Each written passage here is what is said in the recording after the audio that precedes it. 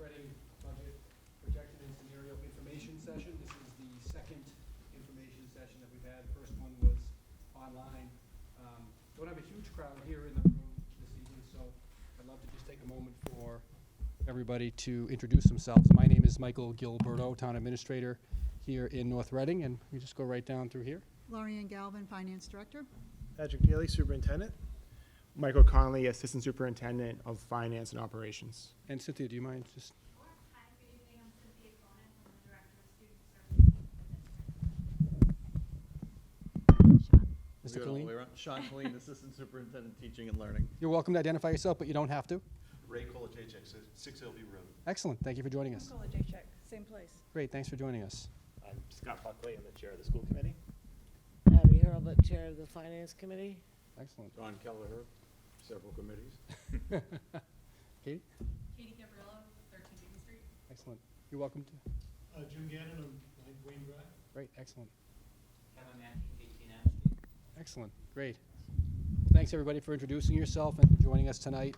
We are here really for question and answer more than anything else. We have a presentation. We'll go through the presentation. We'll try to go through it fairly quickly because the intent of these information sessions is really to allow you to be able to ask questions.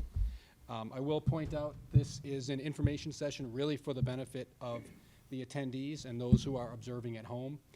We may have elected officials who are here this evening. This is not a posted meeting of any particular public body.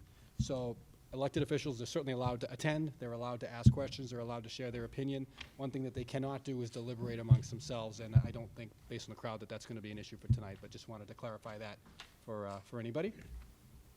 With that, I'll get us started, and then I may, at different points, refer to the Finance Director or to the Superintendent of Schools on the slides. Can everyone see the slides up front here?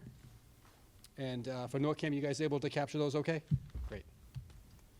So we'll talk briefly about budget challenges. As you know, the most significant revenue stream that the town has is its property taxes. So out of roughly $83 million that we spend in a given year, roughly $59 million of it is property taxes. The rest is state aid, departmental revenue, excise tax, investment income, debt exclusion funding, and transfers from other funds or related financing sources. Our property taxes for existing properties, so the developed land and structures that are here in town, it's the most stable and predictable source of revenue over the long term, but it is limited in that it cannot grow more than 2.5% from one year to another. New growth, which is basically new buildings or the development of previously undeveloped land or redevelopment, can increase the property tax revenue in town more than 2.5%, but it's not necessarily predictable over the long term. Just going to acknowledge a couple of folks who just walked in. Steve O'Leary, who's Vice Chair of the Select Board, and Maureen Doherty from the North Reading Transcript. We went around and did an introduction for everyone here, so I have a few residents and some officials who you know. Getting back to the presentation, again, that new growth, it's basically additional tax revenue above and beyond the taxes that existing property owners pay, not necessarily predictable over the long term. We look back over a 20-year period, specifically Lorianne looked back over a 20-year period, and on average, our fixed costs, which are our health insurance, our debt, and other assessments that we're required to pay to mostly other governmental entities, increased on average about 5% per year over that 20-year period. Our municipal department salaries and expenses increased about 3.3% on average, and our school department salaries and expenses increased about 4.1% on average. Again, I just point folks to the that 2.5% number that we're limited to on existing property taxes for growth. You can see those percentages at the bottom all exceed that number. So that new growth I just described is really important in maintaining funding for our existing services. So as I said, it's been a stabilizing factor. It goes back over a long period of time, but picking it up in the 1990s, larger homes on larger house lots in subdivisions in the 1990s. That led into construction of the Edgewood Apartments across from Benevento out on Lowell Road at the Wilmington line in the 2000s, and in the 2010s and 2020s, the Martin's Landing condominiums, which were constructed at the remaining portion of the former J.T. Berry property across from Benevento out on Lowell Road. More recently, our conservative budgeting has been how we've been able to balance the budget. We've generated some funding that was not spent in the previous year. It's leftover funding from the prior year and used to fund certain costs in the next year's budget. And we saw that that was increasing over a couple of years' budgets recently. Our ability to budget, to balance the budget using these funds from the prior year is coming to an end as we're forced to decrease how much money is in departmental budgets and therefore how much might be left over, and also increase how much of the revenue that we project is actually being spent in the budget. Both of these actions will result in reduced money for services in the upcoming fiscal years as soon as the year beginning this July 1st. So this is just a slide that Lorianne put together. You can see, we look at the upcoming budget for fiscal year 2025, which begins on July 1st and will be considered by town meeting on June 10th. Significant portion of our funding is going to support the operation of the public schools. That is not uncommon for any community in Massachusetts, whether it runs its own school department like we do here in North Reading, or whether it's a regional school district that it sends its students to. That's about $39 million, roughly $20 million to operate general municipal government services, so think police, fire, DPW. Our fixed costs, which again I talked about, health insurance, other insurance costs, debt, assessments, roughly $25 million. And in the case of this year, when we looked at the requests that we received for the operation of both the schools and general government, we had roughly a $2.1 million overall budget gap, and that's the number that's in red there. So this is just a slide that we put up. I think some of you were at June town meeting last year and you've seen it before. We knew when we were bringing the fiscal year 2024 budget to town meeting that things were going to be very difficult in fiscal year 2025, and we knew that because it had already become increasingly difficult over a roughly 2 to 3 year budget span. And we tried to foreshadow that difficult discussions were coming, and that we would have to really determine what we can and can't afford to do within the existing limits of Proposition 2.5, which is the state law that limits the ability to raise property taxes more than 2.5% other than with new growth. So the town's options, our financial planning team has been managing the town's budget in recent years by relying on that new growth, new construction, which we are forecasting is going to significantly decrease, and also using free cash or funds left over from the prior year to help stabilize our budget. We do have options. One is to reduce our school municipal services and potentially our capital investments, which is building improvements or equipment purchases, to match our forecasted revenue. Those will have impacts, significant impact in the school department in the upcoming fiscal year, and projected significant impacts in the municipal departments for the following year. Another alternative brought forth by our financial planning team, which is made up of representatives of the Finance Committee, Select Board, School Committee, School Administration, myself, and the Finance Director, is to bring the option of a Proposition 2.5 override, or a tax increase that is further than what would otherwise be allowed under state law at that 2.5% threshold. So just showing a slide up here. The numbers are small. Hopefully the colors are pretty apparent to folks. In green, we have our revenue streams without any override. In red, we have our estimated total expenses. And in blue, we have what our revenue would be if the proposed override were to be passed. And so if you take that blue line out of the equation, you see that in a few short years, as soon as this upcoming year, actually fiscal year 2025, we have a shortfall. It's a small shortfall, and it grows over time.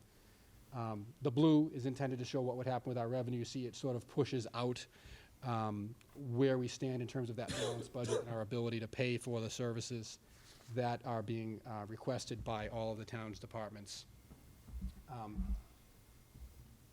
I'm going to stop with regard to sort of the background at the moment.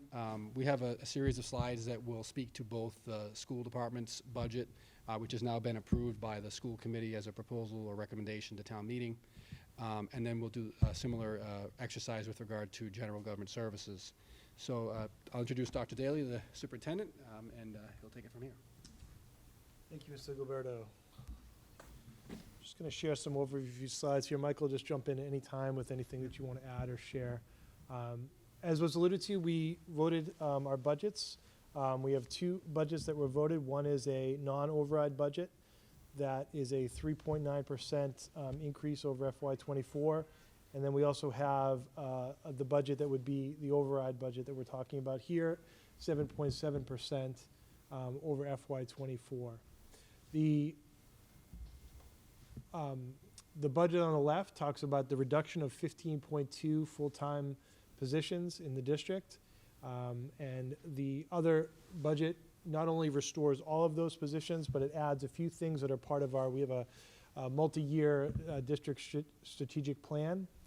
This includes, so again, not only the $1.2 million reductions, but it adds in an adjustment counselor, 0.6, which then brings us to our goal of having a full-time adjustment counselor at every school. It adds an academic interventionist for the district. Those academic interventionists provide all sorts of supports for students who are struggling and falling behind. And it also continues with our plan to reduce the full-day kindergarten tuition from $2,500 down to $1,500 in FY25. We're one of only 15 districts in the state that still have a tuition-based kindergarten program. We've slowly been trying to reduce that. There is a requirement in the state to have a Student Opportunity Act plan with a goal, and our goal in that plan is to eliminate the fees for kindergarten. The goal from the state is actually to eliminate fees associated with pre-K, but since we're one of the few districts that still has a kindergarten tuition, that is our goal. So we are able to continue to work towards that goal in FY25. Just to show you what this looks like a little bit here, that the FY25 budget implications, if we have the non-override budget, it would meet the contractual and salary obligations and expense obligations, but it would eliminate 15.2 positions. What that would do would increase class sizes and student-teacher ratio. There would be less breadth and depth for curriculum at secondary. There would be significant issues related to student health and nursing. We'd see less support in digital learning and technology staff, less ability to support some of our student needs with academic support, less funding for classroom supplies, less custodial staff, higher student coach-athlete ratios, and a higher risk for budget overages and increased reliance because we're taking some increased risks in dipping into some of our revenue accounts in order to balance the budget. And there would also be some fee increases related to our busing program. The override budget, as I mentioned, is going to meet all of the needs that we outlined there for level services and continue to move the district forward in the ways that I spoke to a moment ago. So just to explain a little bit more what those cuts would look like for this year, we would have the reduction of 3 elementary classroom teachers. We would lose up to 6 middle school, high school classroom teachers and special ed teachers, and also some other educators and counselors. We would have a reduction of our district school nursing services of 0.5, a reduction of technology staffing support by 0.5, reduction to academic support tutors at the elementary level. So I spoke earlier about how important those positions are, that we're trying to add a full-time teaching position. We'd actually be reducing our part-time positions and eliminating them. We'd be reducing 1 full-time custodial cleaning staff, reducing our athletic coaches, reducing 3 of our support paraprofessionals, so that would increase the student-teacher ratios in all of our kindergarten classrooms. It would impact our district expense budgets. Our special education transportation budget would see the increase there. And there would be, we'd have to shift costs for utilities, custodial cleaning, and food service. Again, more of a dependence on some of these revolving accounts. And we would have, we would increase the fee for the busing program. And that's how we'd be balancing that budget. So just to speak to these very clearly, I just want to make a very clear message to everyone who's watching and everyone who's here tonight. These are not cuts that we can accept at any level. We have been, for many, many years, balancing our budget by doing all of the usual things. We've been not replacing retirements and new positions. We've been making cuts in different areas. We cut several teachers in the past few years. We've known for a while that we would be losing some of our funding. We had funding for what was called ESSER funds with COVID. We used those funds after we bought a lot of the supplies and a lot of the filters and all the things that we needed for COVID. We had some allowable expenses, including nurses and technology coverage things that we've needed for many, many years in this district, as well as academic supports. Those things didn't stop when COVID stopped. The funding has gone away, and we've been speaking for several years about knowing that there would be a need to continue this. You know, I was speaking with a parent yesterday whose child is a diabetic in our district, and the comfort that she knows having that floater nurse when there is a nurse that's out, that we don't have to go and find a substitute nurse, which is always challenging to find, to have that floater nurse who's able to fill in. There are specific medications that she was explaining that can only be given by a nurse. A teacher or principal cannot give this medication to her child. So that comfort of knowing that her child has that, that floater nurse who's able to fill in at every building, provide coverage, and also for all of the many different screenings and things that happen in our district is essential. And it's something we've needed for many, many years, and we were able to do. And to even be reducing that to 0.5 is really beyond what we can support. What I want to make very clear to everyone as well, because we talk so much about the FY25 budget, but part of the reason why we've gone this route is to do a 3-year suggestion for an override, which has supports in place for the future. So on the left, similar to what you saw for FY25, these are the implications that could be discussed and are certainly going to be on the table. We actually see less revenue coming in the next year than we have for this year.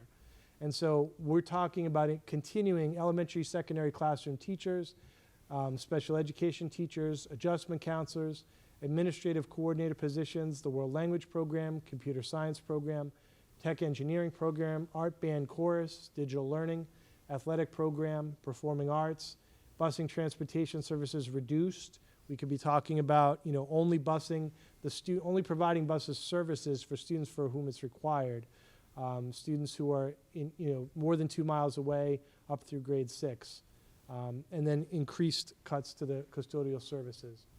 On the other hand, what this override supports, none of the cuts to those areas, moving forward with everything for FY25, and also working towards our goals of adding in some additional positions for math, ELA at the early levels, and supporting our curriculum leadership and our continued goal around full-day kindergarten. So what we're trying to set up here, we're trying to be getting out ahead of all of that we know that's coming, trying to stay true to our strategic vision and to move forward.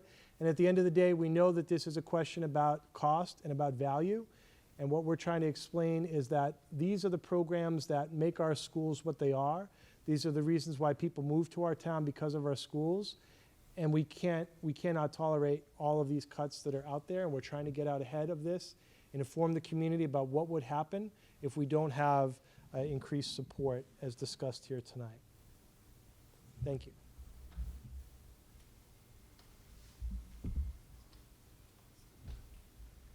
Thank you, Dr. Daly. So I'm going to go through some of the items that we were required to reduce in the municipal budget in order to submit a balanced budget to town meeting without an override.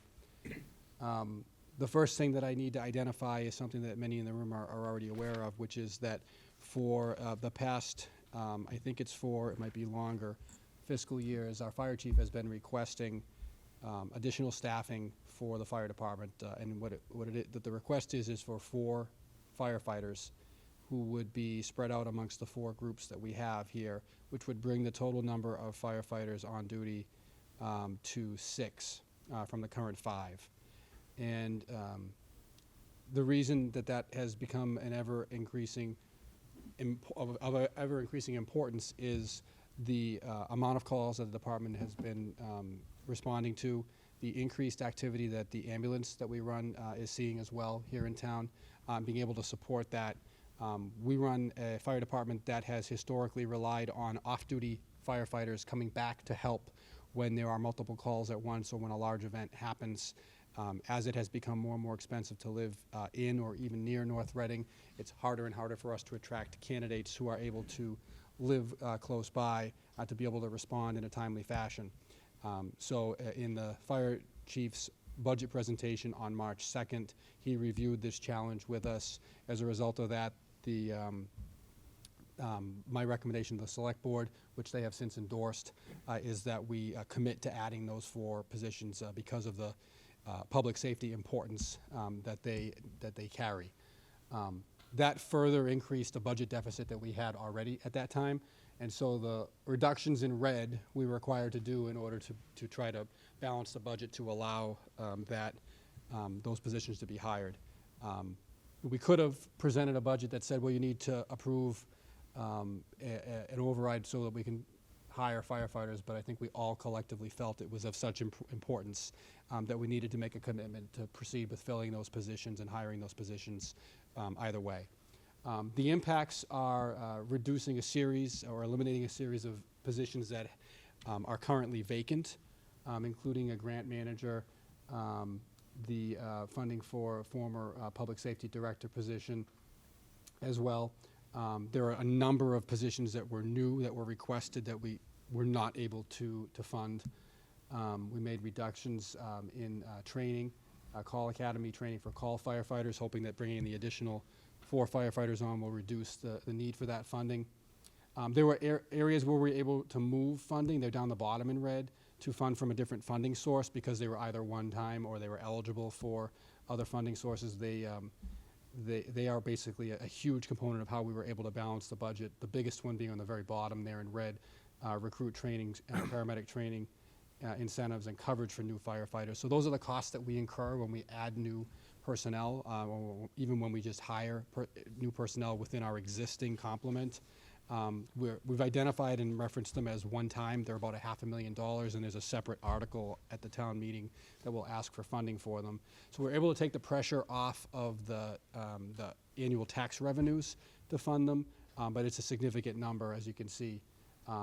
The other thing that I'll just point out is in the middle, the areas that are indented there, a series of reductions that we made that are normally where we have some flexibility or a buffer in the budget in case something goes wrong. So, for example, police and fire overtime. I don't want to, give anyone the impression that if there's an emergency, the police and fire departments are not going to respond to them because of a budget shortfall. We all know that the reality is that they will respond, but that the more we trim those budgets and the more we reduce how much of a cushion there might be in them, the more likely we are to have to seek a transfer from somewhere else in the town meeting. Veterans benefits. We have traditionally identified that as an area where we hold more funding than we anticipate we'll need in case we see an uptick in veterans cases, either from folks moving into town, or also an area where we may need to transfer from if we have a challenge in the budget elsewhere. We're proposing a $100,000 reduction in that as well. It's not insignificant. The others are a bit smaller, but they do add up in terms of what the total reductions are to help us try to balance. By doing this, particularly those ones that are indented, it puts a significant amount of pressure on the budget for next year. So when we look at the municipal budget, that's sort of the last line of where we can make reductions without having a significant impact on services. And so it's a significant concern for all of us, again, trying to stay as much as we can ahead of the challenges, but wanting you as residents and voters to be aware of what's at stake for services. So I talked again about those indented items. They total up $341,000. The concern that we have is, removing that or reducing that flexibility in the budget that we've had for if something goes wrong in one department or another. Fiscal year 2026, the concern we have is that we may need to see reduction in workforce, so employees, beyond positions that are currently vacant, which could result in deteriorating service levels for the community. And also further reductions in the expense accounts, again, are exposing us to potentially underfunded departmental budgets. When we come and ask for a transfer at town meeting, which is usually either in October or in June for the fiscal year that's ending, we try to make sure that there's a really good reason for it, and that we've identified we're judicious in making those requests. So I want to talk a little bit about the proposed Proposition 2.5 override. I think you've all heard the number at this point, but we're talking about $10 million over a 3-year period. When you include the fact that whatever is raised is subjected to that 2.5% increase as well, it actually totals just about $10.5 million over that period of time. And we have an allocation where we are showing that we're spreading this out over a 3-year period. So this is sort of showing the total and how it's being spent. We have a breakdown that I think summarizes it in a much more direct way. So I'm just going to go through this listing quickly. But I feel it's critically important to make clear what's in that bold line in the middle, that black bold line. Out of the $10 million that we're talking about, 8.254 million of it, over 82%, is to maintain existing services and our sound financial position. The sound financial position that the town is in and that earned it a sustained AA2 bond rating just 2 weeks ago. We're trying to come, to you, the voters, and to town meeting with a plan that will maintain that, because it's of critical importance when we go to borrow for projects.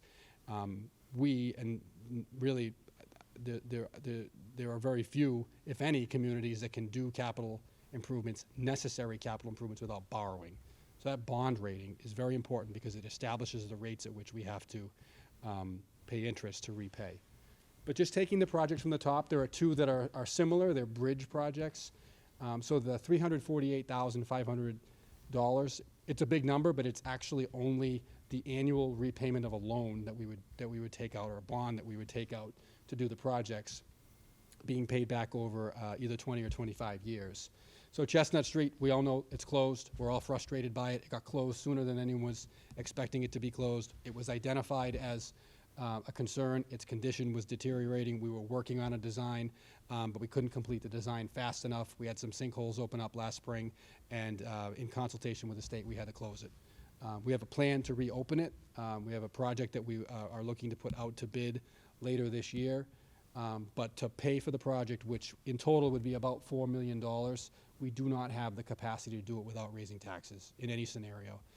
The debt service number is so large for that. And unfortunately, right behind it, Burroughs Road as well. We had a sinkhole open up at Burroughs Road in the fall.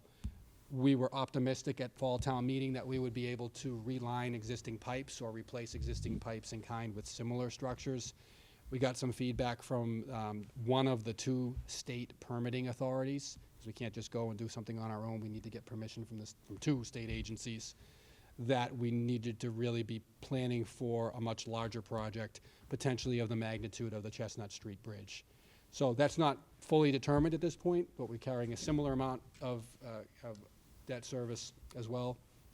The final identified capital item that's on there is our fire department's ladder truck. That is a $1.9 million capital purchase. It would virtually wipe out our capital improvement plan, our annual plan, if we were to not fund it with additional revenue. So that number, that $153,000, it's not the cost.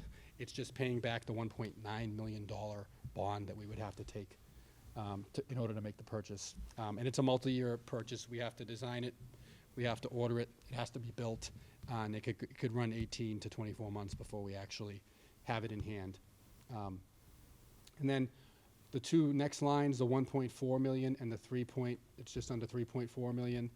Those are both amounts that sustain existing municipal and school services. So nothing new, just providing the services that we're providing right now in the budget.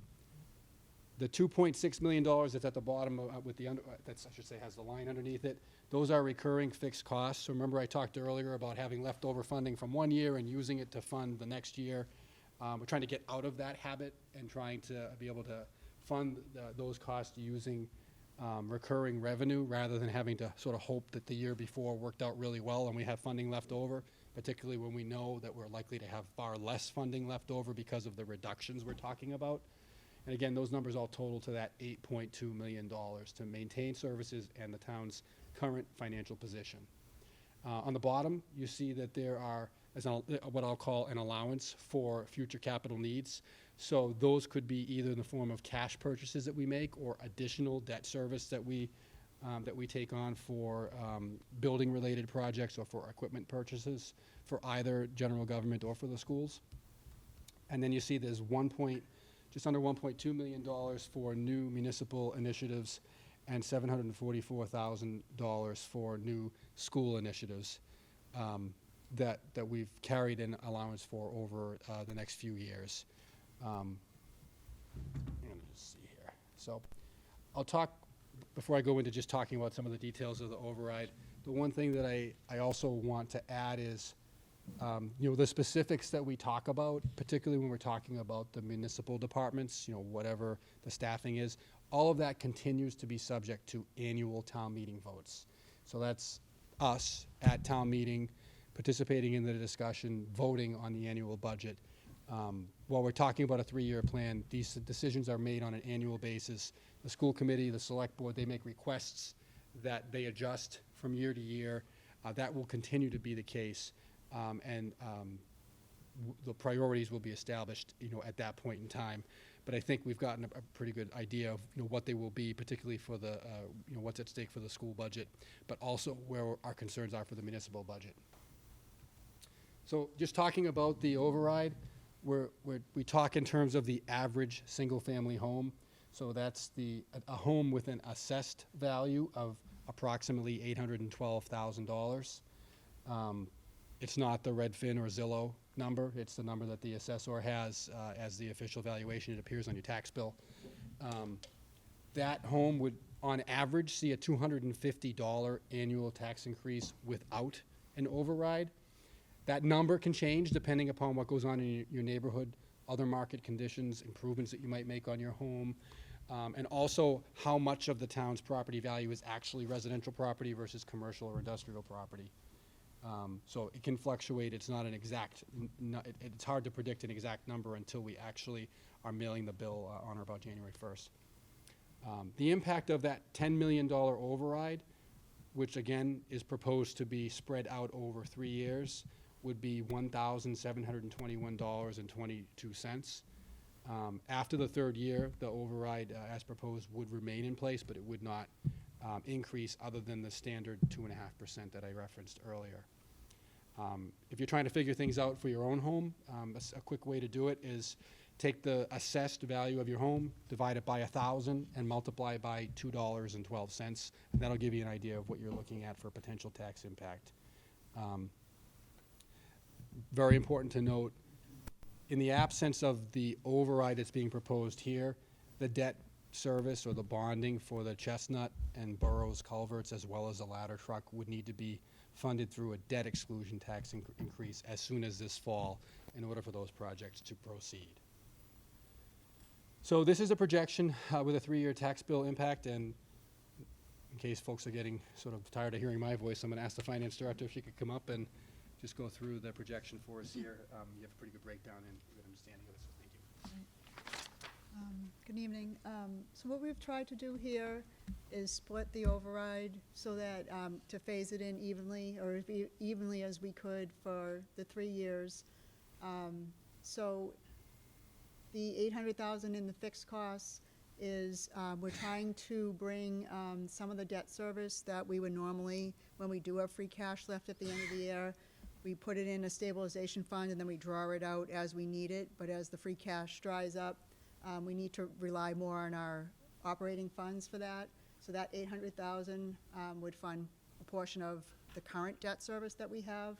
On the $374,000 for the municipal side in the first year, that's restoring the cuts, a number of the cuts, especially those that we made more to the free cash, some of the items that give us a little bit more leeway in our budgets, and a few of the positions that we felt were a little more critical. In the school, the $1.2 million is just literally maintaining their level services. And then, so that impact is $405 out of, you can see the total impact for the 2025 would be $495.26. So 405 of it is just level services needs. And then on the additional needs, the municipal was a couple of initiatives, and the school as well. They had pointed out those positions that they would, desperately feel they need to add for their strategic plan. So those are $89. So again, the total comes to $495. And as you can see, we tried to gradually phase in over the next 2 years, taking into account the new growth that would occur, on the taxes on the $10 million, so that it's more evenly spread, and the 3-year impact is about $1,729 on a home valued at $811,000, around $811,000. So if your home is valued less than that, you would pay less. If it's more, you would. It's about $2.12 per thousand. Can we go to the next slide, too? Do you mind just available funds and the restrictions on them? So this is a list of the current balances of our cash reserves. The free cash is certified early fall, and typically there are some things we do at October town meeting with those funds, but we set aside funds for like the snow and ice deficit, some of our capital initiatives, and then to put some of those funds into our reserves. The stabilization fund has about $4.5 million. This is the fund that Moody's looks at each time we go out to borrow to evaluate, basically our stability. So that is one account we really try not to touch. The Capital Improvement Stabilization Fund, we use that fund both for debt service and to fund capital projects. The Water Infrastructure Stabilization Fund, it's for the water enterprise and the water enterprise only. It is used to stabilize the rates sometimes. We use it on years that the debt service is extremely high. We withdraw some funds to try to stabilize the rates, and we also use it for capital projects within the water fund. Solid Waste Stabilization Fund is similar. Each year, we take a look at the revenue we brought in basically for trash fees and the expenditures we've paid out. And if there's a leftover balance, we put it into this reserve fund so that, again, we can try to stabilize the trash fee. Water retained earnings is more or less the free cash for the enterprise. And again, this either funds capital projects or it goes into the water infrastructure stabilization. Cell tower is revenue we receive on our cell tower leases, and each year we use a certain amount, about $300,000, towards our fixed costs. The surplus goes into this account, and when we feel that there's enough and we have enough of a reserve, this year in particular, where you're going to use part for the capital plan. And then sale of town-owned land, this is the fund we've been referring to as the Pulte Fund. This fund is basically reserved for projects that would help with economic development.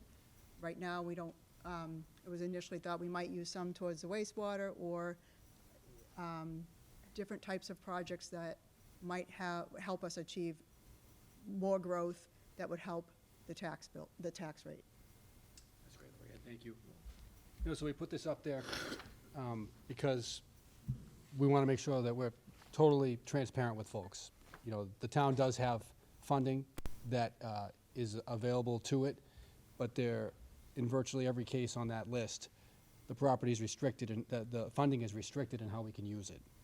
And we've talked a lot about other considerations that are here. I think the thing that probably sticks out the most to folks is on the bottom, the sale of town-owned land revenue, that $16 million.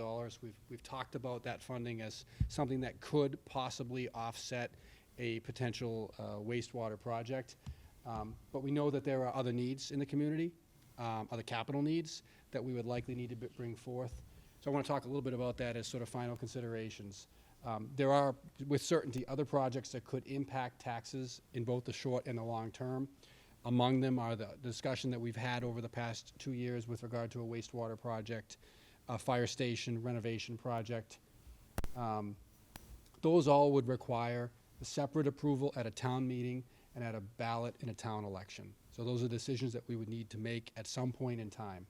Our collective leadership here in town, the folks up in the front, the folks that are sort of seated over here and spread out in the room, has identified the financial strain on the annual budget, so the services that you receive, as urgent, and therefore is proposing the Proposition 2.5 override or tax increase to stabilize municipal and school services and the town's overall favorable financial standing. The decision to support or oppose an override is certainly an individual voter's decision, and we know that there are a number of factors that everybody needs to take into consideration.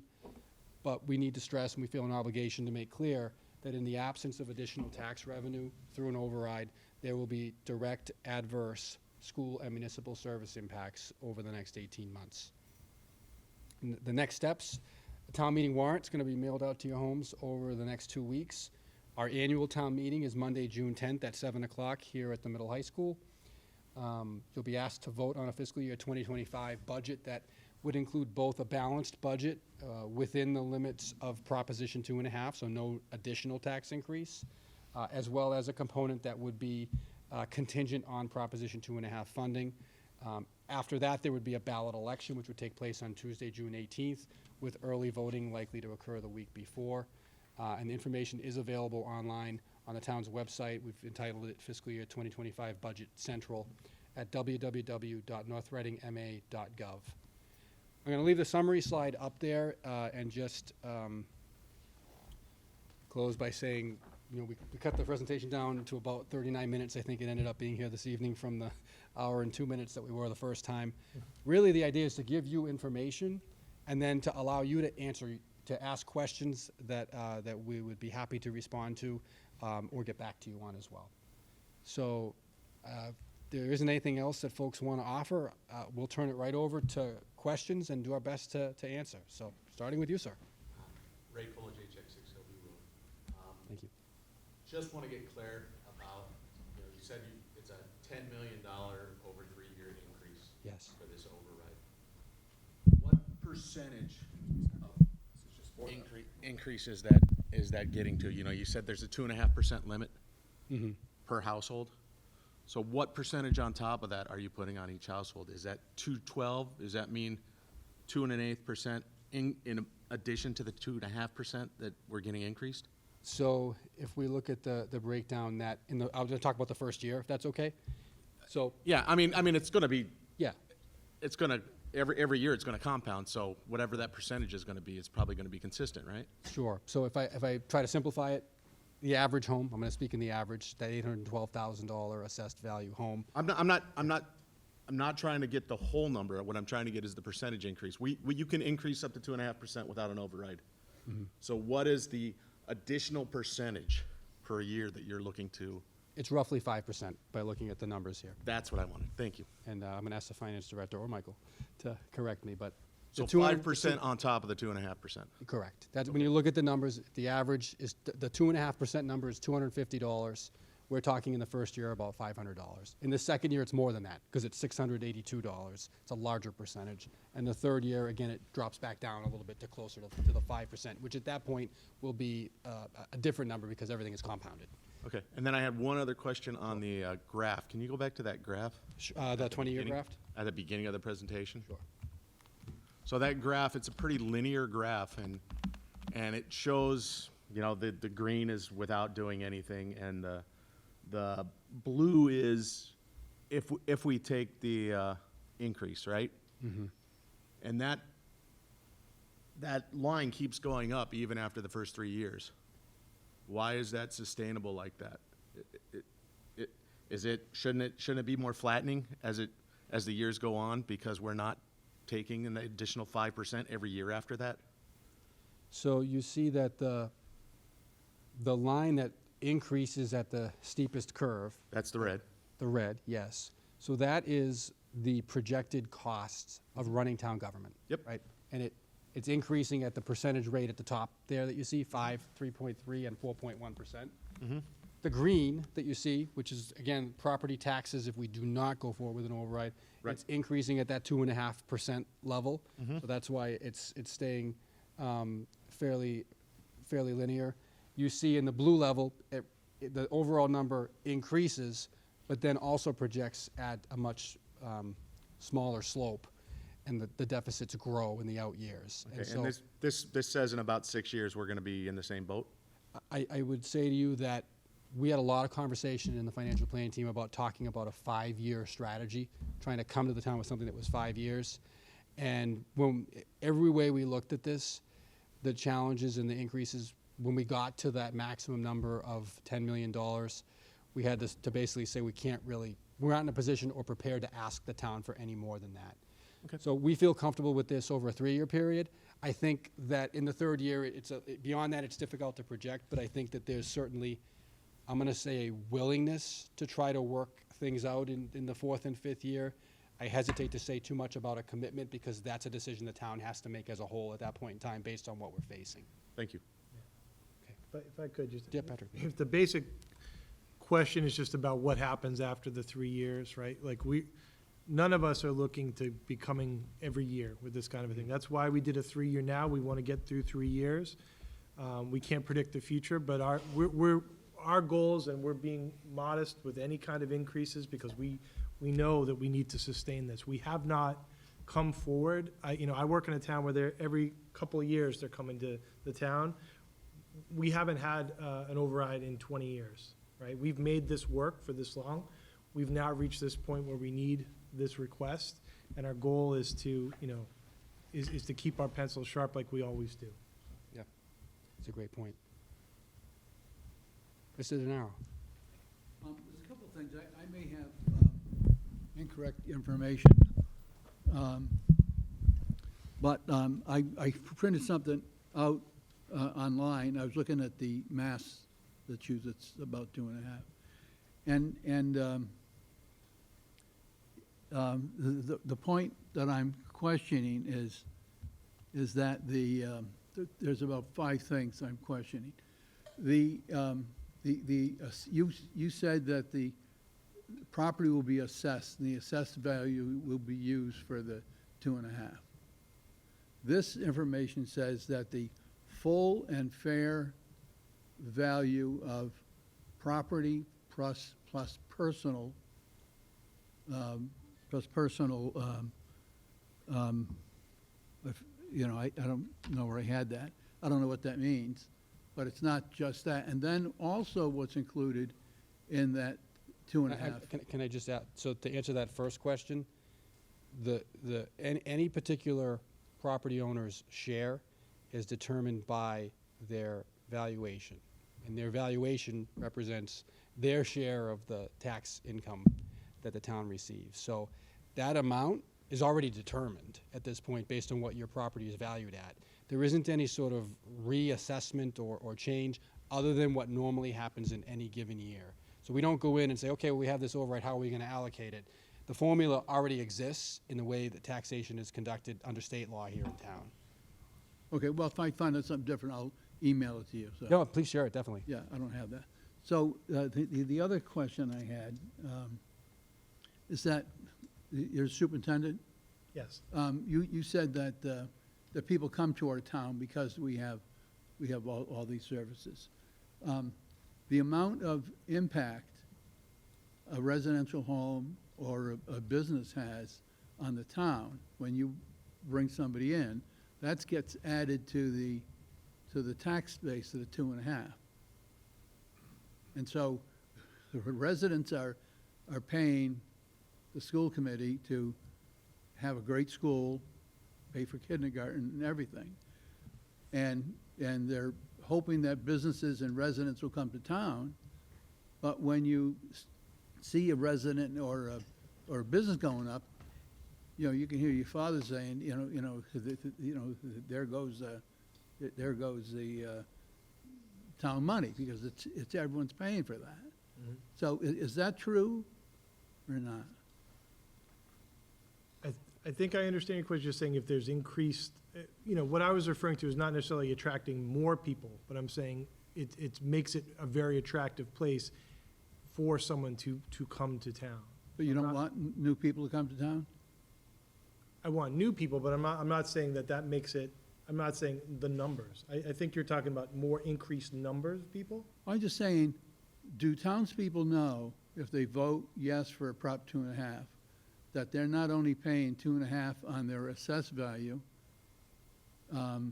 it may be on the full and fair value, but I'll go back and find out what my source was.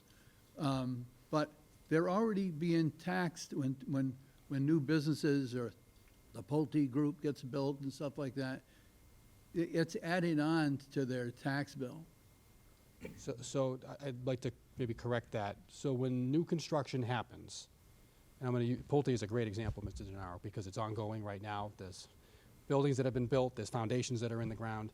Those buildings when they reach various benchmarks, so for example, when the foundation is completed and they're moving into the wooden structure above it, the assessor goes out, determines what the value is of that, that construction, looks at the permit that was requested and what was the stated value of it, and that amount is added as value to the town's overall property values. So the revenue, the money coming in associated with that property is paid by that property owner. So, and I'm sure that there are folks who live in or have acquaintance as at Pulte. The tax bill continues forward for those properties as taxpayers. It doesn't get spread back out amongst the rest of us. Well, that's what I have written here, and I copied it, so it says that it gets added onto the Prop 2.5 money. It gets added on as And revenue. they pay their fair share, Correct. because they have to pay town services, but the Prop 2.5 takes that into consideration too. So the state allows that to. Are you added in asking there. about how it grows? Yeah, Well, when that it's value saying here gets that picked it up. grows every year, so you're paying not only for the 2.5, you're paying for the fact that you are paying for any new home or business that came to town because of you're paying for their impact on services, police, fire, school, and any other services. So those properties, when they're added as value to the town's overall property value, they pay taxes in direct relationship to what that value is. And it grows over time by the 2.5% or those other market forces that I talked about. So for example, I'm gonna identify Pulte just because that's what we're talking about. When they first came to us, they were talking about sale prices at $300,000 to $350,000. We know that that's not the case now. The market has escalated dramatically, and so has the assessed value of those. Well, I'll find the information, I'll send it to you. Sure. And Did you wanna- then the last point, the last point that I. Mr. DeNaro, can I just ask you to hang on just 1 second? Go ahead. I think part of the confusion is the new growth that adds to the levy limit.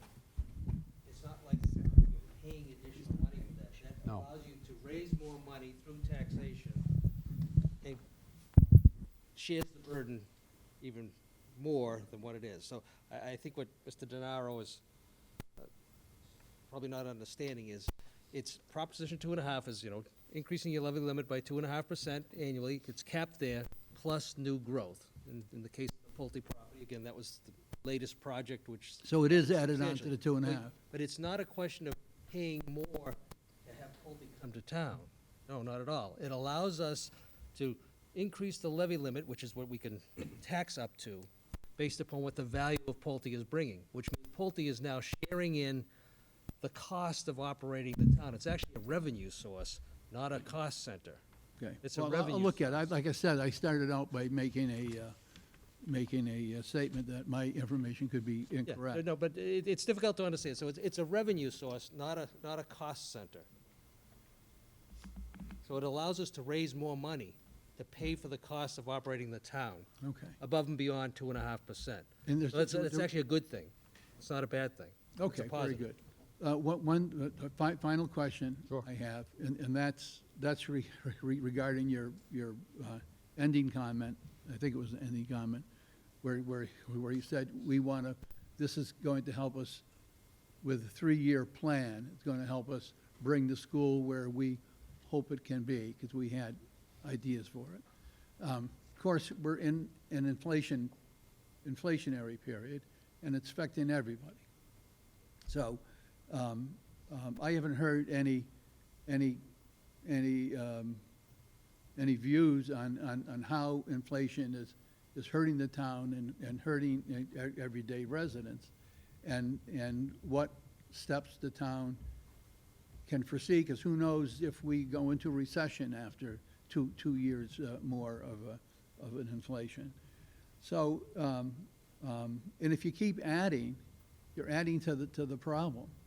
And I see from sitting at the town meetings that when the state or some other, it's probably the state, offers you money to add something to your school, which means hiring 3 people, and it's services that you weren't able to take care of in the past, it's money coming in, so it makes sense to go forward with that.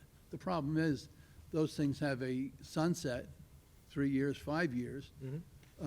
What kind of calculations or what kind of efforts are made to say, hey, if we bring these 3 people in and we get this money from the state, is it really helping us or is it really hurting us? And so, you know, I'd like to see, I think the residents would like to see the school board and the municipality and all the different departments, you know, get down to brass tacks and say, what can we do? This is like a world war, you know, everyone's struggling. What do you do? If you look at the 2,500,000, what percent of the total budget is that? Is that less than 1%? Or is that 1%? Lorianne. Yeah. Of our 2 million? I'm not sure what he's. What percent, our 2 million gap of what the total? Yeah. I did go over that kind of quickly. Our total number, do you want to put that back up? Yeah, put that What slide back our up. total number is? One more up. I think he's at one more, this one. So we're talking about 38,772,000 is our total. And as you can see, I mean, this is where, you know, and again, I understand the town's not hearing our school committee presentations. You know, we talk about transparency and openness. We're very public with this, but I understand not everyone's paying attention if you're not with kids in the school.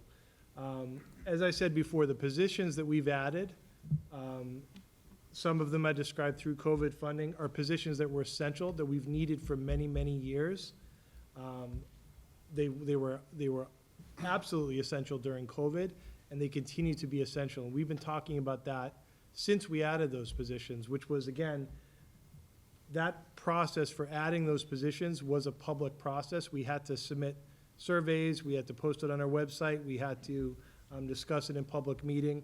It's, you know, all those funds have been up there. And we've been saying since we added those positions, and we very responsibly took those positions and used the money over multiple years. Some districts did a different direction and just sort of used the funds in 1 year and then laid off a bunch of people the next year. What we did very strategically was said, these are positions we need, it's essential, and when COVID, when we came back full-time and masks came off, the issues and the needs that were created by COVID have not gone away in any capacity, right? So the student anxiety, the needs that were there, the medical needs that exist through COVID, and medical needs that existed prior to COVID and continue today, as I was speaking with diabetes and nurses and many of those things that were created there. We're very aware of what you're saying. I think that's a very reasonable point to make about, trying, why would we add to it in any way? We're adding 4 positions here overall because the needs are there for the kids, right? So that's why we do anything that we do. These positions, the needs that our children have with social emotional, with anxiety, with school avoidance, we've never seen anything like this before, and this is not a North Reading issue. This is happening in every single town across the city and town across the Commonwealth. Trying to get to having school adjustment positions, trying to get all of our students the support they need with academic interventionists, and the biggest, all of the research stating where students get to by 3rd grade is going to be an indicator for the success in high school, college, and career. Having a strong foundation of full-day kindergarten is an essential right that all this students should have. Since we've been reducing our tuition, we've gone from 40 or so half-day kids down to about 7. So that data is really striking to me about how much of a barrier having any kind of tuition-based kindergarten is for our students. So we think these are essential positions that we are saying, and as it plays out, it's about $90 on the average bill for those additions. The rest of it is all what's essential. These are things that we absolutely can't do without, that we have in our classrooms today. We try to have our class sizes at an optimum level so that students are getting the attention they need, the support they need in their classrooms. If we start making these reductions this year, we're talking about our class sizes getting much higher above all those optimum places that we've tried to set up. So the inflation piece, we completely understand. It's impacting every one of us. It costs more to go out to dinner. It costs more to go to the Red Sox. It costs more to do everything. Our teachers and our unions are making those same conversations and those same arguments with us. And when we negotiate with those groups, we see those reflected in our fixed costs that are going up. As it shows here, our expenses and our salaries make up more than 80% of our budget. So it's everywhere. Everything's going up. We're seeing the inflation in our schools.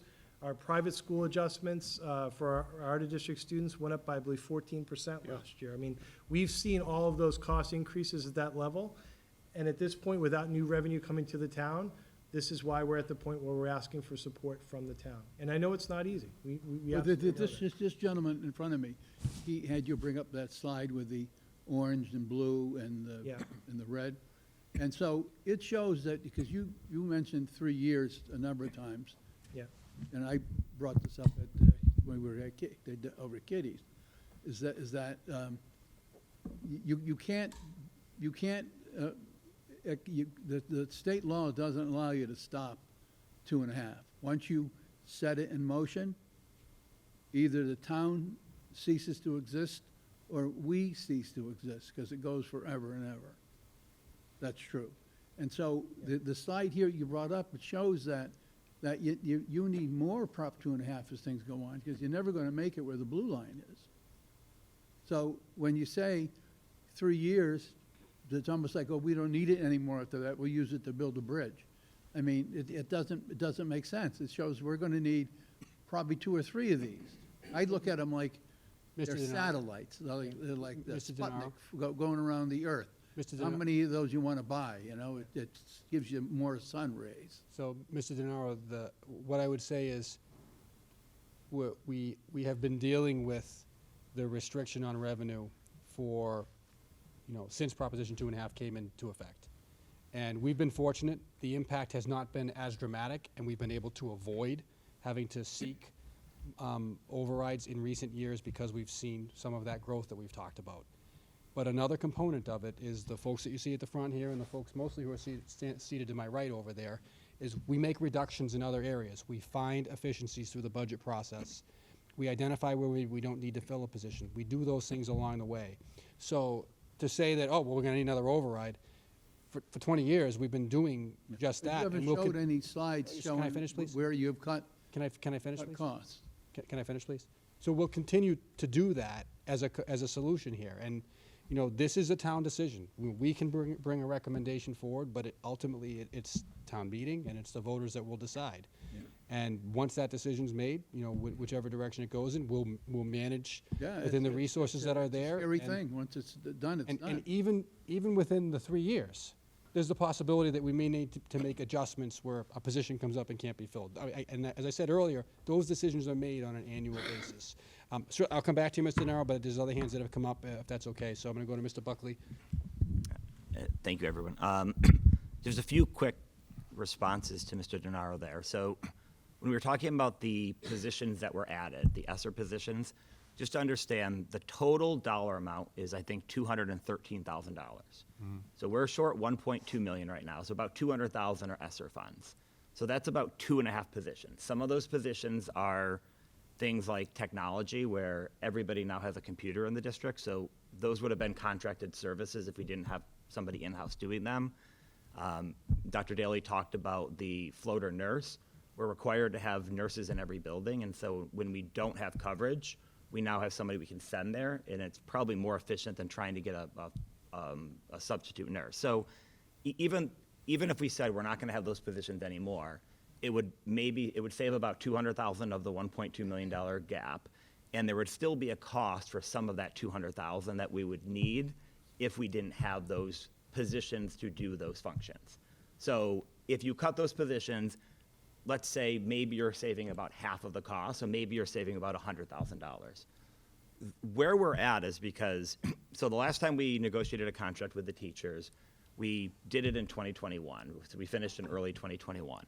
since that, and if you look back the 20 years before that, inflation was typically between 1.5% and maybe 3.5%. In 2021, inflation was 7%, and the average wage index, the average wage increase across the U.S. was 8.89%. In 2022, inflation was 6.5%, and the average wage increase, I think, was 5.3%. And so the challenge is now we're at the point where we're finalizing contracts after inflation has been, it was 17% over 3 years, and the average wages went up about the same, about 17 to 18%. And so that's a lot more than it has been in any 3-year period in the last 20 years since we haven't had an override. And so a lot of what we're running into is just expenses got a lot more expensive, wages got a lot more expensive, and without something happening, we either have to cut a lot of positions. So we're talking about 15 positions this year.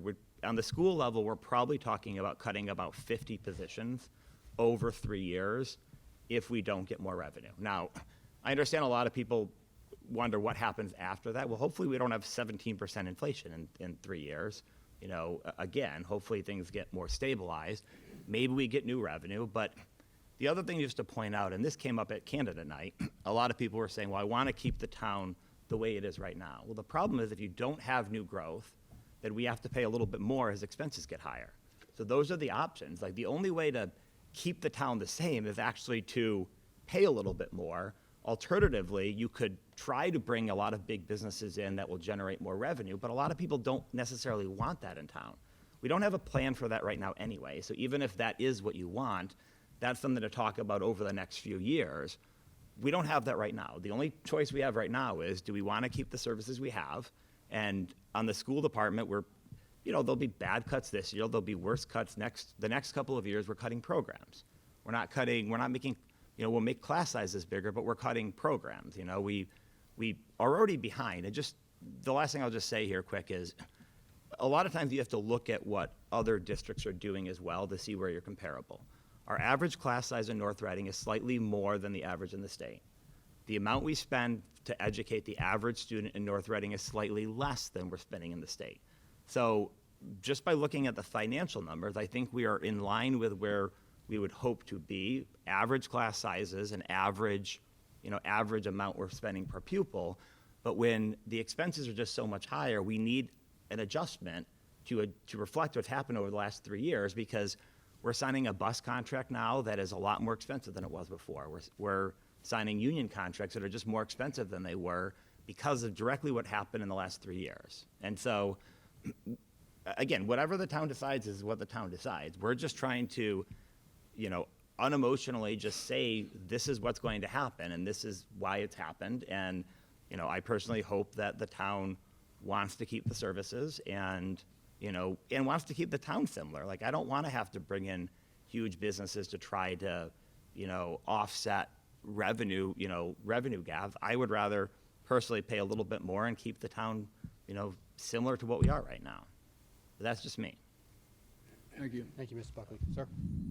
Go back to that school slide, the one of the budget. So. That's just for the people listening. That's okay. I know it doesn't help you. I just wanted to mention that, with the budget that is with the increase, I'm just curious if maybe there was some thought put to having a pause year where you're not increasing staff, where you're just being at the status quo, because all of these costs for additional staff, they amortize over years. So if we take a year or two pause and we stay with the staff levels that we have, do the increases you have to do for maintenance or whatever else. But if we pause on that for a couple of years, down the road, that increase starts later, so it increases later. Yep. So,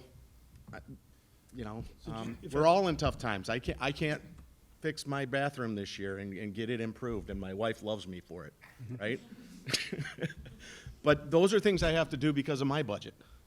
You're going from having to get rid of 15 people to adding, 3 or 4. So why couldn't you be happy with adding 0? Yeah. And saying, hey, everyone who's still employed is still employed next year, and even the year after. Yep. that's a fair, I'll just speak to that. I know Mr. Buckley want to speak to it too. Our process, so we have a multi-year vision where we're trying to accomplish everything. We come in every year with sort of 3 columns. One is sort of our full vision, right? Then we sort of have our modified level services budget, which is a little bit more realistic number, right? There's sort of I don't want to say the wish list, but the full, what do we really want versus what can we have? And then we have level services, which is providing the same amount of services for students every year. We have we have $1.2 million gap just for level services. So we came to the point where we went back, we said we could just come in and just say, let's just get an override, right? So out of this $10 million, let's just hit the 1.2 and not add anything. What we came to through multiple discussions, a public hearing, lots of input, we took our modified, so our middle column, which is already the modified level services, and trimmed that even further and said, what's most essential with that? Our goal for 2025 and through our Student Opportunity Act plan that we submit to the state was to eliminate kindergarten tuition to 0, right? We went back up. We just reduced it. So that kind of thinking is what we did to get here. 0.6 adjustment counselor gets us that we thought out of all of our things that we were asking for, having those adjustment counselors at every building was essential. And so the academic interventionist was our other position. And we kind of did this over multiple years to make it fairly manageable. So I do appreciate that. In some ways, I get that. It goes to, to 0 is one thing. We felt the $300,000 difference basically over the entire big package was a small gain that we're getting for, a large gain for not a lot. And I do understand that, Michael. Yeah, and just If I can say something to that. Yeah. That red line got big really fast on that graph. Even if it shrunk a little bit, Yeah. I think everyone here would feel a little better. So if there's ways to make that slow down, I think that's a good thing to consider. And I just wanted to add, so to that question about the staffing, so we always start with what is a budget that will maintain level services? The current class size ratios, student-teacher caseloads at every level, elementary, middle school, high school, all the current course offerings that we've come to enjoy and take pride in here in North Reading. And there's always changes amongst each level and each grade as classes kind of graduate onto the middle school and incoming classes and birth rates and everything is different. Enrollment's always a huge driver in terms of what our base staffing level is. So the 4 positions is the ask for our recommended budget. 2.4 FTE of those is just addressing enrollment increases, particularly in the primary grades where Dr. Daly's mentioned tonight is really the key grades to address student learning and learning loss, and we really want those class sizes to be at a ratio that is pretty close to the state average, which is where we've been, around 18 to 19, 20 students. So we wouldn't, 2.4 of those was just to maintain those ratios. And then what we felt was, when we're looking at the numbers, a modest request of a 1.6 FTE increase, which is our strategic plan. We always want to continue level services, and how do we move the district forward? How do we maintain our objectives? And we've always, through a number of years, I've been here 11 years, we've always reduced that as we've moved through different deliberations and process throughout the budget process, because we've always tried to be as fiscally conservative and find that balance about what the community can afford and what's sustainable in the long term. And we've never gone out and said, we need 9, 10, 11 positions. It's always been very, very modest. We need a strategic plan. It's important that we have a budget vision and a strategic educational vision. If we didn't have that, we wouldn't have positions, and we would just be doing year to year. But we've gone out and we have a 5-year vision that we've never achieved fully because we're trying to find that balance. So we're talking about 1.6 FTE increase. I understand that completely, and I'm probably going to sound mean and crass by saying what I'm going to say, but in my business, we're not having the greatest financial times either. Everyone's having trouble, so we're sucking it up and doing more work with the employees that we have, right? We're doing that too. We're doing that too. But what I'm saying is Yeah. we're not getting one or two, As a minute, That's what I mean. that's also happening. just a That's all. consideration for that pause for a year. I understand. I'll just say this too. When we whittle this down to these positions, we also think that it's defensive. Like adding those positions will have an impact over time to save us money. Because the largest cost to our district are student supports that are needed when kids have the need for outplacements or for additional services. We feel that having those academic supports and those school adjustment supports, as well as that foundation of kindergarten, is a cost savings over long term. So investing So in having our those youngest people there now will save money to the town by not having students do what? What I'm saying is, any investment in these positions at the early levels that we're seeing here is an investment over time. It's an investment in the children. In the children, to have. All right, it's not more it's success. not a financial savings, it's an investment in the kids. Right, and every time we make a cut or an adjustment at certain services, that can snowball over time and end up being a cost. So that's why we don't see those positions, we're not adding superfluous positions here.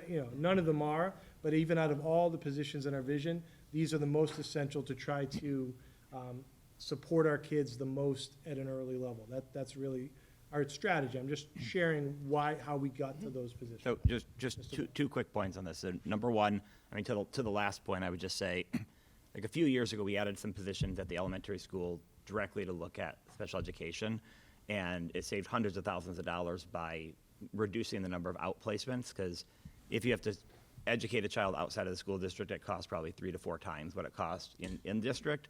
So some of these positions are specifically looking at trying to impact. So if those are the Yes. cost savings, that's great. Correct. And that's the thing. The school adjustment counselor and academic interventionists are The both town looking. would have to pay that extra money. Correct. It's to try to keep education expenses lower in the future. But the only other thing that I would just want to add, like we're coming in and talking about the override this year, but for the last couple of years, we've mentioned the challenges.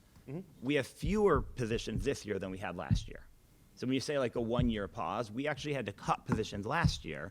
Each of the last couple of years, we've been doing that. And so we've gotten to a point where we have fewer FTEs this year because in the budget last year, we had to cut some positions. And so we have gotten to the point where we're already there. But again, we've heard the feedback, and at meetings, people have said, okay, let's not make anything, more than we need it to be. And we've cut back what we were looking for. And so literally the only positions are that 1.6, which we think That have a makes sense. direct impact. And, So, I wasn't here Yes. for any of that. No, I appreciate it. presentation, So I. Yeah. Yeah, and appreciate again, it. like, No. we appreciate the conversation, and honestly, like, my wife tells me I can be defensive, so I'm not trying to be defensive tonight. I'm really trying to just hear the questions and give the direct feedback, and so, really, we appreciate hearing the questions and just trying to get the information out there, so. Now, if I could just add, because it's been mentioned a couple of different times, where's the cost savings, where's the cost avoidance measures? And we're trying to shorten the presentation to get to questions, but the school presentations that occurred in March and early April, we kind of discussed a lot of the measures that we have taken over a number of years to avoid costs and save money as well. Some of the things that Mr. Buckley just mentioned is some of them, but we are very diligent in our just daily operations. I think we've done a really good job as a district in controlling our operational costs. So the expenses that we are spending are being spent in the instructional services as much as possible. So we do a lot of measures in all areas, utilities. We regulate our boilers, our electricity rates, to shut things down, to reduce the demand rates in load whenever possible. Where we did a big project where we exchanged every single fixture in the district to an LED light fixture. And we paid for that with the savings over time, so it didn't cost any additional money. It's now saving the district money. We've done things with special education by being members of 2 different consortiums where we save on transportation, which has gone really, really high in special ed transportation just because of the rates and the shortage of qualified drivers. But we share that transportation with area communities and districts. So there's not only a North Reading child on a van, there's a Melrose child, a Stoneham child, a Wakefield child. So the cost of that run is shared between 3 or 4 communities. And we've gone through it and done annual savings, and it's over $50,000 a year that we're saving annually. So we are doing things every day. We purchase off state bid list to get the biggest educational discount. We've purchased multifunction school activity vehicles with our athletic and performing arts and extracurricular programs. So we're not reliant on high field trip costs and athletic costs per run. Whenever possible, we're doing that in-house, and that's saving up to $100 to $200 per run every time we do that. So that's $10,000, $15,000, $20,000 savings a year. So those vehicles have kind of paid for themselves in 2.5 to 3 years. So we're looking at every area to save money and avoid cost has been looked at, and it just, as everyone's kind of alluded to, we're here because the expenses have kind of outpaced revenue, and we've taken these measures to make it work for so long, and now we're at that kind of point where it's difficult to do. So I know there's more hands that were up, but before we continue with the question and answer, I want to recognize 2 folks who came in after the beginning. First, school committee member Tim Sutherland, who's seated over there to my left, and select board member Leanne Gonzalez, who's up in the back there. Leanne, thanks for joining us tonight. And I know that there was another hand up. Sir, I think you had a question or comment? Brian Brooks, 2 Anthony Road. Thank you. So, thank you all for what you're doing. This is very, very difficult, and you know, a lot of us in the community have not been coming to these meetings, but we've been watching, we've been paying attention, we've been talking, so we really do thank you for all your hard work. With regards to kindergarten, if the budget does not pass, the override does not pass, fiscal year 25, the fee for kindergarten will be $2,500, and next year, it will be 2026, it will be what? 2,000, or it'll stay at 2,500? If the override doesn't pass this year, I mean, at least 2,500. At least I mean, 2,500. if it doesn't pass this year, we'd be reshuffling everything and coming back to ask. I mean, we certainly would be asking for other supports in the future for years, because everything I see for FY26, we're at more of a gap than we have this year. As you know, a father who has someone in kindergarten this year, and I got one going in next year, this is a huge amount of money for a very kind of vulnerable population. I mean, you think about a family of 5, 1 income, $3,000. That is huge. And just to kind of put this in perspective, 2 days ago I got the bill. $750 is due June 1st. Yeah. Tonight my son chipped his front tooth at dinner. I mean, that's $750. Then I'm going to the dentist next week with him, or tomorrow. I mean, just to think about that we've been shaking down these like vulnerable families for a couple $1,000. Like, kindergarten it's such an important part of a child's life. Like, I can't stress how important it is that everyone in town recognize that fee is really unethical. And, you know, we're the last of we got 15 towns that are doing it. So I like to think that this is the last year and that we never talk about this again. And I mean, I appreciate that. That is our goal. As I said, we've got tons of research in that. Michael can probably get the number quickly. Where were we at our height with the number that We were in the top 5 in terms of it when we were charging $4,250. yeah, that's in scary. terms of And that's what the only going rate is. back a few Top 3 or years. 4. Yeah. So we've phased in, you know, Michael's done a tremendous amount of work to slowly phase in over time with the offsets so that we're responsibly phasing it out.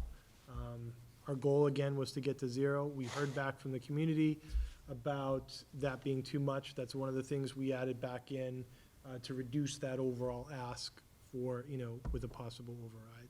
I mean, you know, paying $1,500, that's obviously better than paying $2,500, but this has to go. We can't. I know 3 families that are on 1 income and they just had their 3rd kid. And like, what happens if they lose their job? You know, we gotta shake them down. It's not fair. Would you mind going back to the graph that showed everything in red, that if the budget does not go through, the positions that would not be filled, that This one? Yes, that one. Reduction in kindergarten support. Yeah. I mean, I coach the North Reading Youth Soccer, great program. I can't say enough good things about it. It's my first year coaching, and it's a lot of fun. 1 hour with 10 kindergartners, exhausted. Yeah. I am so tired. I cannot imagine what these paraprofessionals and these kindergarten teachers go through the whole day. They're amazing people. It is a thankless job. You know, the kindergartners, they're developing at such a fast speed.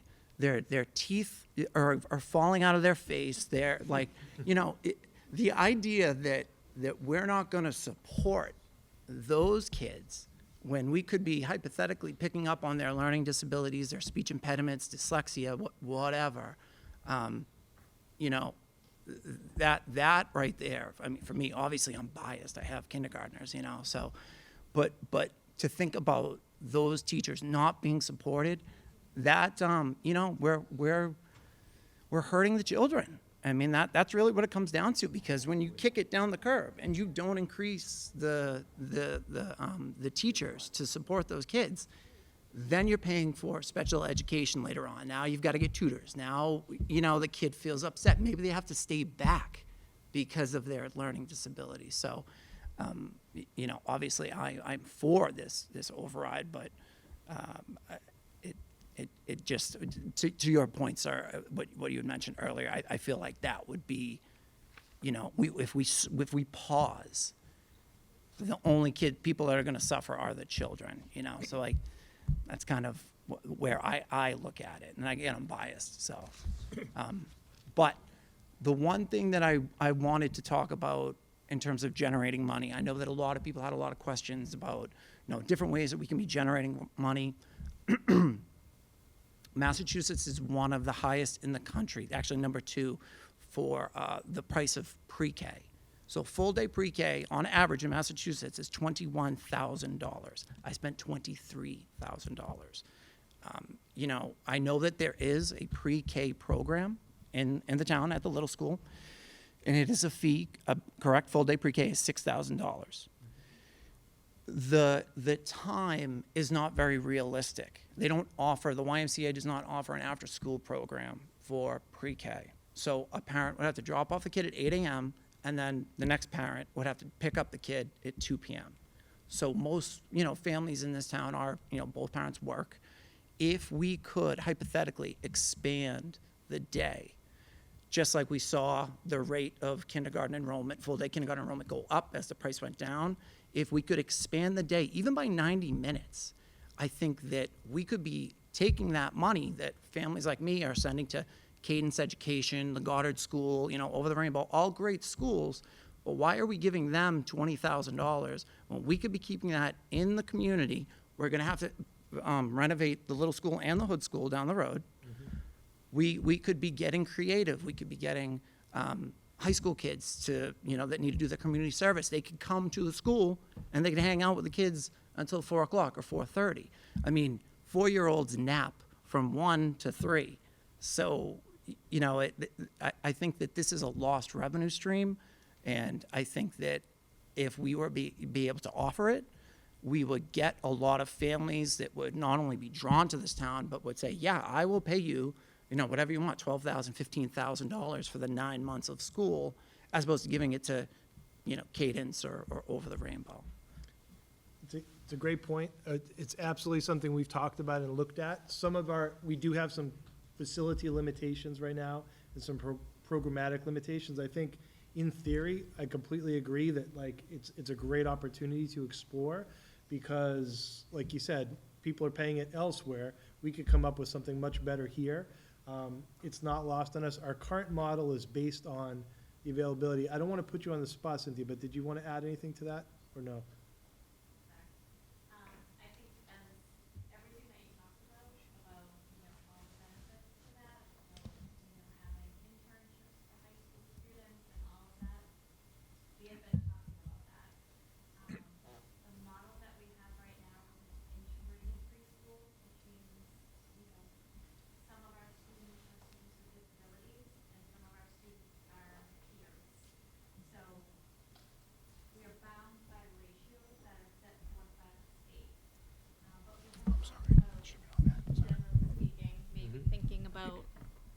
thinking about a different model to be able to do all the things that you just talked about. And part of the work around that is identifying space for that. But we have absolutely had these conversations, and every point that you just brought up was part of our conversation. So I really appreciate you bringing that up, because I think it is an opportunity that we can explore and we will continue to explore. Space is just, as everyone knows, you need bathrooms, small toilet, all the things that you need for those spaces. But as we look at some of our renovation projects that are out there for our modular units and other places, which is a part of our capital plan, these are ideas that are being discussed. So they're all great ideas. It's not something we can do overnight because of our current program and the ratios and the limitations, but it's definitely on our radar, so. Great, thank you. Thank you. And ma'am? Hi. I'm Diane Healy from 27 Anthony Road. Hello. Oh, thank you.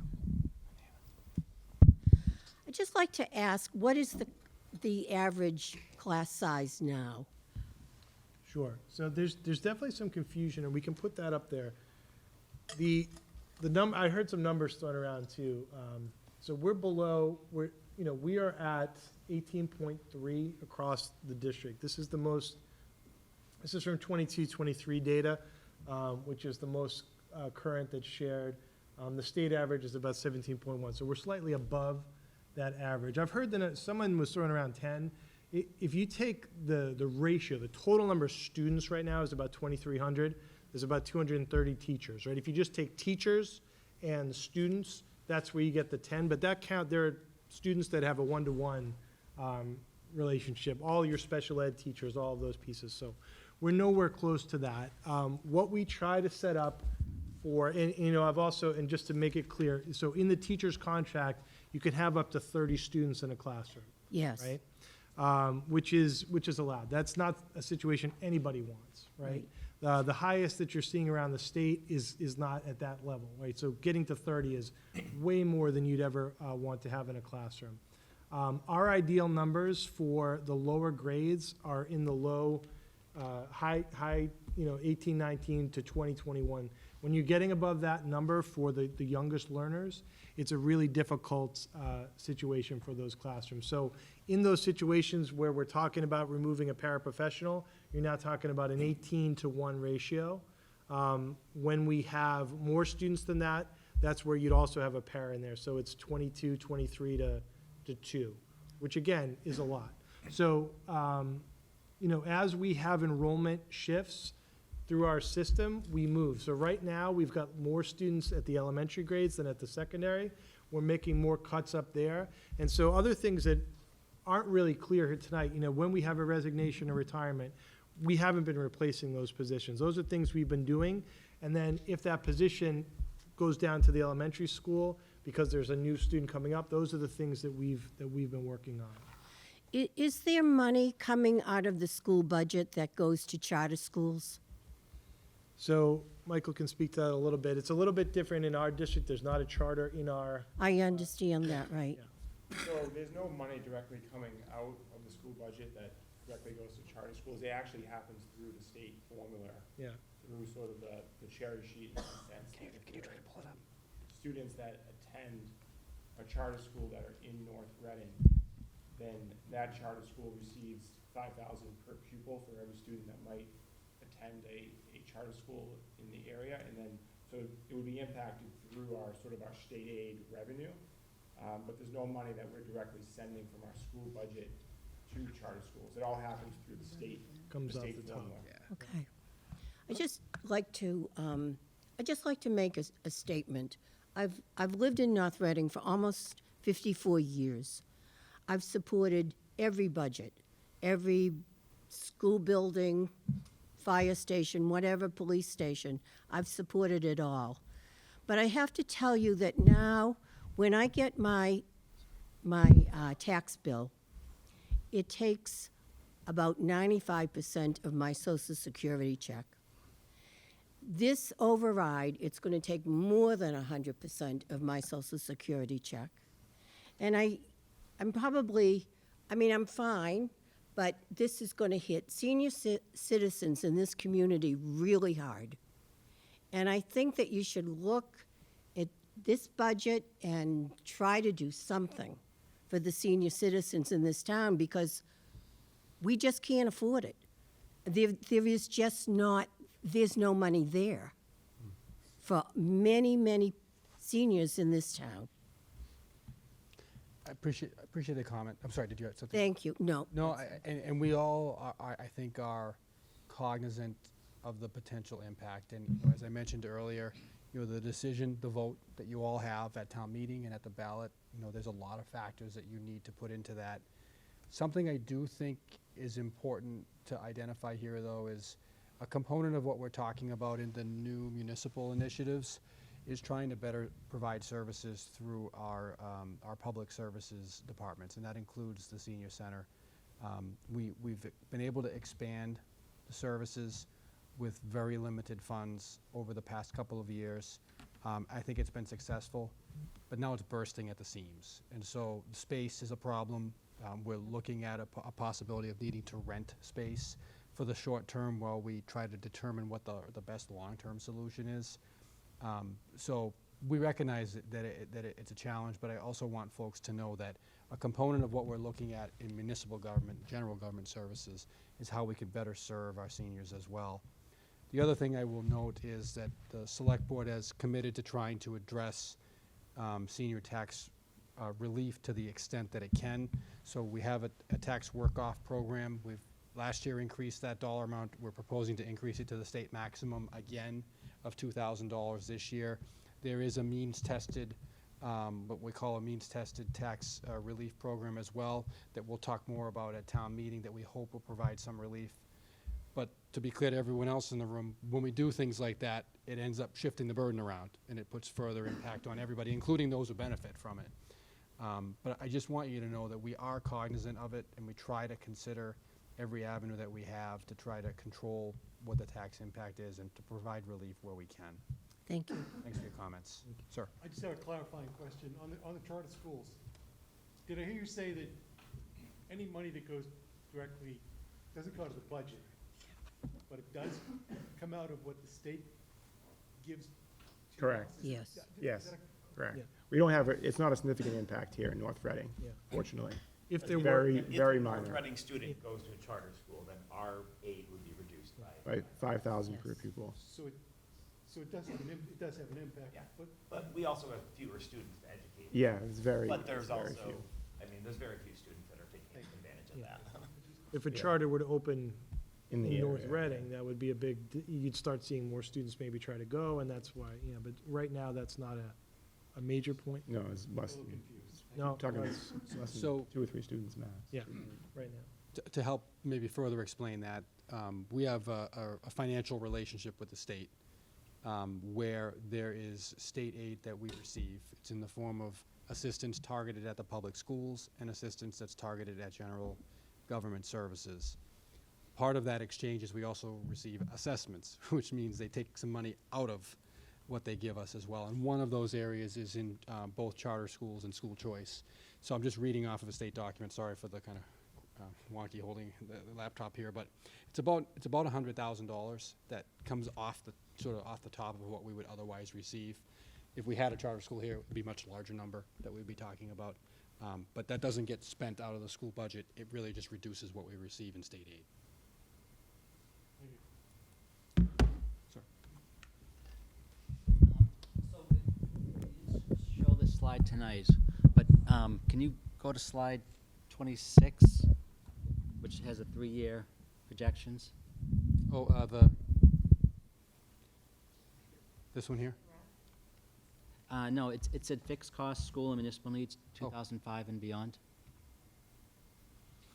Are you referring to a previous presentation, 26? Oh, is that, maybe? oh.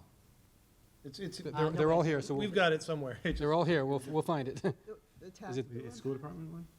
Was it a school one or a town? It said fixed costs, school and municipal budget, 2025 and beyond. It had the snow and ice deficit. All right, let's see if we can pull it up. It was 26 on the, I guess, the original one. From last time, yeah. Like 600K, 1.2 million, and then the next 2 years after that. Oh, I think I just, yeah. There we go. Yeah. So, on the alternative to debt capital stabilization fund, there's nothing in 2027? Is that because we don't know what, I'm not even sure what that is, but I was just looking at the numbers and, Do you want to speak to that? Yeah. I'll ask Ms. Galvin to speak to that. Because we were trying to phase the override in evenly over the 3 years, that 1.6 million that you see in the 3-year total, that's our current debt service. yeah. So our intention is to fund 800,000 in 2025 from the operating budget and 800,000 in 2026. It was the only way we could really do it to make it even, so then we put other costs in 2027 that you don't see in 25 and 26, the snow and ice deficit, the capital plan, and the retirements. Like, those are costs we always pay annually, and we've been funding them in the last several years from free cash, but they were always in the operating budget before. But as things got tighter, we funded them from free cash, so we have to bring them, as free cash gets tight, we have to bring them back in. So this is how we set it out, was that we'd bring debt in 25 and 26, and those things in 27. I see, okay. So actually, so my next question was the snow and ice. And I think I think the warrant article this year, we're funding it, is it $239,000? Yes. So does that mean in 2025 and 2027, we're not, or we're just gonna fund it differently than using the budget? We would be using free cash again to fund it. And at the beginning of the year, like, free cash gets certified in the early fall, but we have no idea during, in the course of the year until about May what the snow and ice deficit will be. So we budget $175,000, but we've had years that we've had to use $500,000 of free cash to cover the deficit if you have a real snowy year. So we set a certain amount aside, and we intend to use it from free cash. If we don't end up needing it, then we fund capital projects with it. But we have to have a substantial set aside, because if we don't, we would have to scramble basically at October town meeting to try to cut other budgets to fund that. So then, under municipal needs then, it says restore reductions that impact free cash. So if we need, say in 2027, or any of the 3 years, if we're using that, we don't know what that amount is. If we use it to reduce free cash, are we then gonna have to increase the restore reductions to free cash? So it's just kind of a wash? Or we're reducing it here but adding it back? If we But don't. we don't know what that number is, obviously. Right, but- if we don't have it funded through operating and recurring revenues, then we have to have the free cash to be able to cover it. So we're being strategic in, okay, we think we could, in a given year, we think we'll have this, because we try to even forecast free cash. We think we'll have this to get us by this year, so we have to add it into the operating budget in the next year. So we're always watching, we watch our revenues every single month, we watch our expenditures every month. So we're trying to juggle to say, okay, we're probably gonna have the free cash, so we can do this, this, and this with it. So, all right. So the other question is then, so then at the select board, and again, I'm trying to understand this. There was I think we talked about this, transfers from there was another chart, the stabilization fund, the water fund, and that's going from free cash. No? Into those funds, because at June 30th, the free cash is gone. You have to either put it in your stabilization fund, or you lose the opportunity to spend it for that year. You have to wait until it's certified into the next year. So anything we don't use either for capital projects or known costs, we try to put in our different stabilization funds, so that down the line, we can use those to stabilize different things. Either use it for capital projects, stabilize water rates, stabilize trash fees. I see, okay. So then, can you go back to that original chart I had then? Or you guys had up? So then, in 2026, it looks like, of the $10 million, if the override goes through, we're we're spending $4.176 million in 2026. And then it goes down in 2027, the money that we need from the override, which seems odd that we need less money going farther out. So those numbers are all increases. If we look at the three numbers here, 1, 2, 3 in green, they total the 10 The 10, million yeah. dollars. So in the case of, for example, the free cash exercise we talked about, once we make that restoration, even though you don't see it here, it's already carrying forward into those future years. Yeah. Does that help with the question? But doesn't that say in 2000, so right now, let's just say for this discussion that you collect all the $10 million all in 1 year. And you're not gonna spend it, but just say you have it in a pot.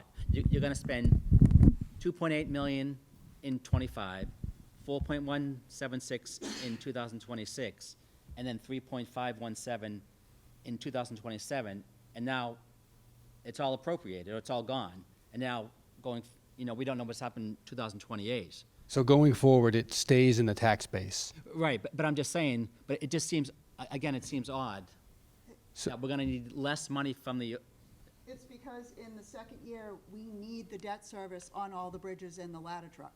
That 842,000 is the first year our debt will hit for those projects. We have to pay it. yeah. So that's the type of thing that you can't alter what year you borrow for it in. You have to borrow, you have to pay for, your purchase. And then, additionally, we have to kind of monitor, like, those items in '26 and '27 on the fixed costs are all generally paid out of free cash. But because we've tightened things so much, we're not likely to have as much in '26, so we have to put those items in that year. So we were less able to completely spread everything out.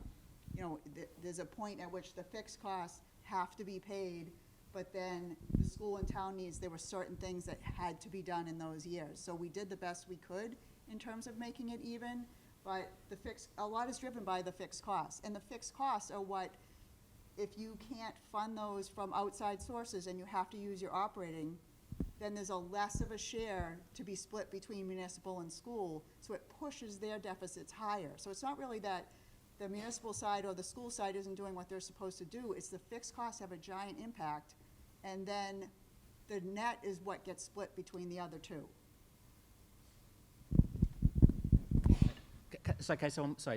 So then, on that, what it says in the new initiatives, from '26 to '27, we need 219,000. Now it goes to 560,000. That's 100 well, what's that for?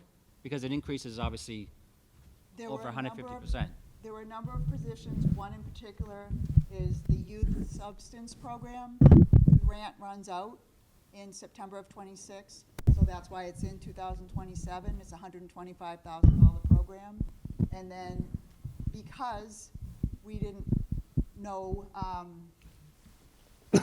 our goal was to make this last as long as possible, we put the least priority positions out into the last year, but that doesn't mean that we'll even be able to do those in the last year. We may say, okay, we need to make this last longer, we won't do those. So, we tried to push as many as possible to the latest year because they're, in essence, least likely to happen.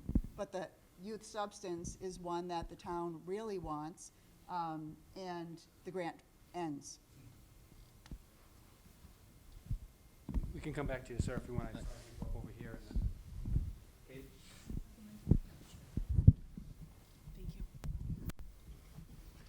Hi, Katie Gabriello, 13 Damon Street. I have two questions. One is more logistical. Mr. Gilberto, you mentioned that if the override doesn't pass for the two bridges that need to be repaired, we would have to have a debt exclusion. Is that something that gets voted on by the town, or is that the town has the discretion to do that without a vote? Yes, it would need to be voted as a debt exclusion by the town at a ballot election and also approved at a town meeting. Okay, so It'd be very similar to the override vote we're talking about on June 18th, only it would be specific to those projects. Okay, and potentially be in the fall. It would most likely be in the fall, yes. Okay, so this is a situation where we have two bridges that need to be fixed. We can't strand the people who live down by the pond, exclusively down by the pond, with no way of egress. So that's something that, one way or the other, we're going to have to pay for it regardless. But it goes to a vote. It could not pass, right? That's Certainly. in theory, that's a thing that could happen. It is. It's a possibility. Okay. You know, and we're going to have to make a determination as a community to, you know, what happens then. if Sure. That happens. And Okay. I think, you know, the reductions we're talking about without an override become exacerbated. Sure. Because now Okay. we're trying to absorb something of a magnitude that we've never had to absorb before. You're talking about the $350,000 would have to be absorbed into the general operating budget as part, basically as part of a fixed cost. Debt service is gonna impact. Well, 700, because Oh, well, the two bridges, right, the two bridges, so Right. $700,000 a year would be adversely impacting the general operating budget. The rest of our So budget two-thirds and- of that money, which would normally go to the schools, wouldn't go that way, and 1/3 towards municipal services wouldn't go there. And we have to fix the bridges. Sure. Yes, the bridges must be fixed. I think we'll find a good agreement on all that the bridges should be fixed. Okay, I was just trying to understand in terms of where the town had leeway, or if this is all something that has to be voted on. So I think it's just important for folks to know, like I have just learned, that we have to pay for these bridges one way or another. So for my own edification, that's super helpful. And then next question. Could I just add something? There's three choices here. You go for the $10 million override, which would include the bridges in it. You know, if that doesn't fly, then I believe our board, the select board, will probably be proposing another override just for the two bridges. And the ladder And if that doesn't Yeah, and the prevail, ladder truck, then we're going to have to fit it into our budget, our operating budget. which means we would see more Which means you're significant gonna cuts see even elsewhere more to drastic compensate cuts for that. to the tune of $700,000 more per year moving forward. Sure. So what I was going to say is. Plus the ladder truck. And Right. plus the ladder truck, yes. So we have had other capital projects that have come up over the years that we have absorbed without going to the taxpayer to ask for an increase. So the little school roof project, which was a Mass School Building Authority funded or partially funded project, the town had a share that we had to pay. I think it started at $85,000 roughly in debt service. It's come down a little bit, but we opted not to ask for a debt exclusion or an override to pay for that project. So that's one example. Another example, the debt service associated with the Northeast Metropolitan Vocational School. Many communities, some communities, you know, will need to pursue a debt exclusion to fund that project. We opted not to do that and instead have made reductions over the past couple of fiscal years. So where we've been able to do that with smaller debt service numbers, we've done it. But the numbers we're looking at here, it's just the impact we felt was going to be too great on existing services. Sorry to interrupt you. No, thank you. Super helpful. And then the other question is for Dr. Daly. I know we talked about the impact on FY25, what we would see kind of immediately, with a little bit about 26 and 27 in terms of what would be cut. Can you expound a little bit on the types of programs that we would then be lacking in the public school that we currently enjoy today if this override is to fail? Sure. And so, you know, again, continued to looking at classroom teachers, special education teachers across the board. You know, we certainly have our adjustment counselors who were on the list this year that we were able to take off. This would be certainly talking about those positions again. You know, our goal is to get one at every school. We now have slightly less than one at every school. This would be, you know, possible elimination of those positions. Administrative coordinator positions, you know, just to be clear too, we are below the state average on all of our administrative positions. You know, I often joke about it, administrators have value too. There's a lot of duties, there's a lot of things that we need to do to meet state mandates, to manage and support regulations. We need our administrators, and I don't know who's gonna do all those things if those positions aren't there. Not to mention that some of our administrative positions are writing grants. I didn't mention that tonight. A lot of times we get asked about, you know, other sources. You know, just this year alone, in addition to entitlement grants, just between Sean and myself, we've got $200,000 in grants that we've used in our schools. You know, and if you start cutting administrative positions, now there's no one to even be doing that. So they pay for themselves and then some, right? We talk about middle school world language program. We added a couple of years ago, we were able to expand, offer middle school world language and computer science. That was sort of something for years. We were trying to figure out how to do that and how to expand. That would be impacted. And certainly, when you start talking about class sizes, we run some of our niche classes that are there, our AP offerings for students, our arts classes, anything that we're trying to get off the ground often starts with a smaller group. Robotics, computer science, some of our really important programs that we're building and developing. You can't run those small classes anymore. Now you take that teacher and they're teaching an extra section of English because we've had to cut an English teacher, right? And so those are the things that would start to happen. You're going to see cuts to those programs. And if you are starting to see those impacts during the day, it's also going to impact the extracurriculars. So when we're talking about performing arts, it's so hard for me to talk about any of this because, I'm at our middle school one act the other night and just seeing that we're a town that not only has an amazing high school program, we have an amazing middle school program. We're not going to be able to support all of those different programs that are out there. Athletic programs, we're very, very successful. We have coaches, assistant coaches. Our coaches are well supported in our programs. We'd have to make cuts there as well. And then, facilities, I just want to mention too, it's not just cleaning, right? Facilities maintains the grounds, and they're sort of the key line of defense for safety in our buildings. And when you start to make cuts, and you have now, instead of having a floater custodian that can move, when you can have that extra shift that's no longer there, there's gaps. And so custodians, I think we think sometimes of just cleaning, which obviously there, but there's that security. They're checking doors. They're doing all those things throughout the day. So great concerns about this. And I think it's just important. I think through our budget process, we talk so much about FY25. We've really, through these conversations, and we brought our unions together too, with Mr. Buckley there, just to talk about, do we fully understand the impact of this in 26 and 27? Thank you. Mr. DeNaro. I've just got a question, and this is just from my business experience. When you talk about the young lady there, the accountant lady, I'm sorry, I don't know your name. What's your first name? Florian. Or Mrs., okay. When you get the money that goes into the stabilization fund, the free cash for like 2021, we'll say, or let's say 23, so you moved it over to 24. I would call it's earned income, but you've already paid taxes for it, so it's your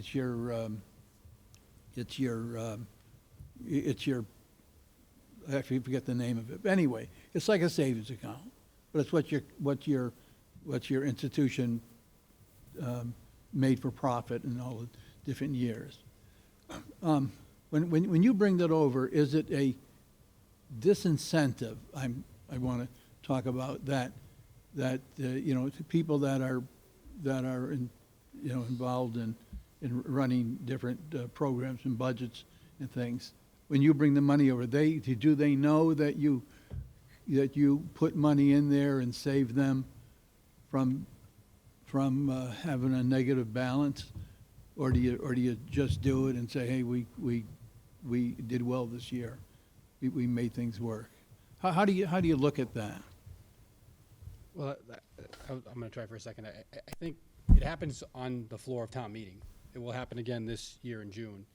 We have a balance of free cash. I don't remember what the exact number was, 3.3 million, is it right? Remaining, yes. Remaining. So we have a balance. Very early on the warrant, the agenda, we're going to transfer some of that money into the Capital Improvement Stabilization Fund. And then, when we get to the town's budget for next year, we're going to take the money we transfer in right back out and use it to sustain the budget that we have proposed. And that's the budget within the Proposition 2.5 limit. So it doesn't show up as earned income for that particular year. Like shows in up as- 2024, you not- wouldn't say, we earned this money. You took it almost like a loan and you added it to. It shows up as revenue. There's a Oh, note. no, that yeah, will- it shows as revenue, but not revenue generated in that year. It's revenue generated in the prior years. Correct. More adequately, it's funding that was either proposed to be spent during the year and didn't get spent because folks were prudent in managing their budgets, or because we were cautious in how we projected how much revenue was going to come Yeah, in. well, that's what I'm getting at. Do people under your,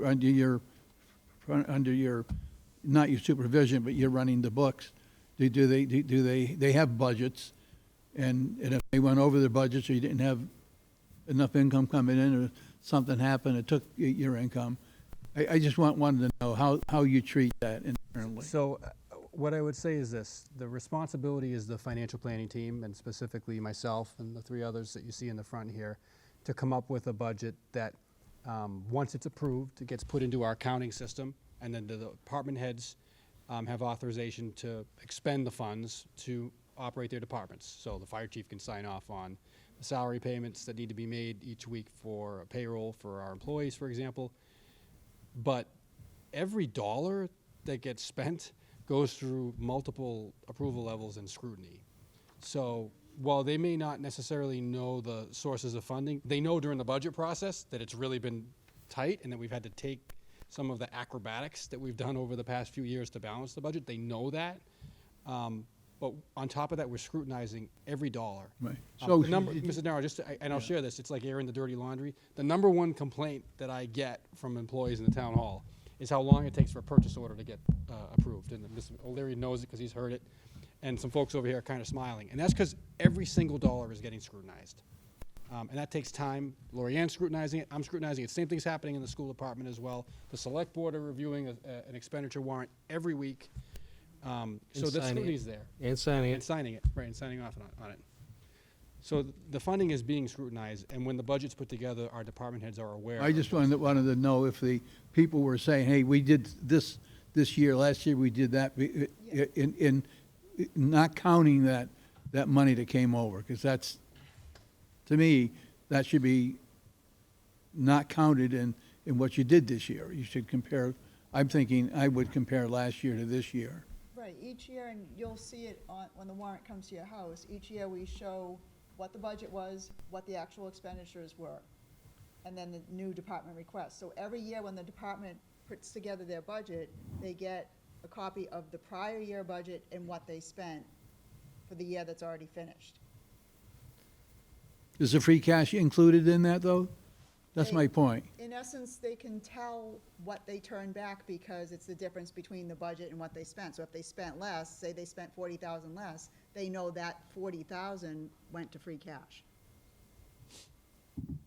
Okay, I don't know if I So if- follow it, but anyway. If they see that, 22 budget, 22 actual, say we were doing the 24 budget, the 23 budget, and they're trying to budget for 24, they can see their comparison of budget to actual for fiscal '22. So they can tell what they turned back, Okay, if it was less. thank you. They won't necessarily know the revenue piece, but we track the revenue month to month, what we budgeted versus. We review it. But wouldn't that be helpful, though? I guess that's what I'm getting at. Wouldn't it be revenue helpful in telling people, hey, we gotta kick butt in the last quarter and, But it doesn't work that way because most of it's taxes and the departmental revenue is Yeah. based on like building permits, things like that. It's not like we can say, hey, you gotta go. yeah, you're not go you're not build. selling Yeah, you're so not it's. selling a and- loaf of And the money bread. goes into one pool. It doesn't go to the building permits don't go to the building department. All the pool of funds goes together except for the enterprises, Water, Hillview, and Parks and Recreation. I think a component of this discussion, the discussions we're having as a community, is we're at the point where our turning to department heads, building principals, program managers, and saying, okay, you got to tighten your belt. We think you all need to know that that's going to have an impact. It's not going to we just- want to know that. What's that? I said, we want to know that. Yeah, it's going to have an impact. It's going to have an impact in your police and fire department. It's going to have an impact in your library. It's going to have an impact in your public schools. And I think we feel we have an obligation to educate the community as to that, particularly here where we work so hard to come to you at town meeting, all being on the same page about how to move forward in a particular budget.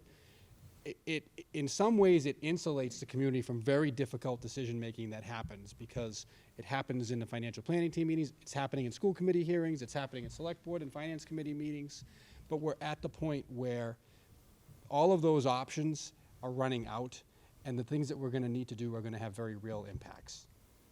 Patrick, do you want to I say was something? just gonna say, we started our process way back in November. Everything's super tight when we start budgeting for the upcoming year. It's essentially like a zero base. What do you need? What's gonna move forward?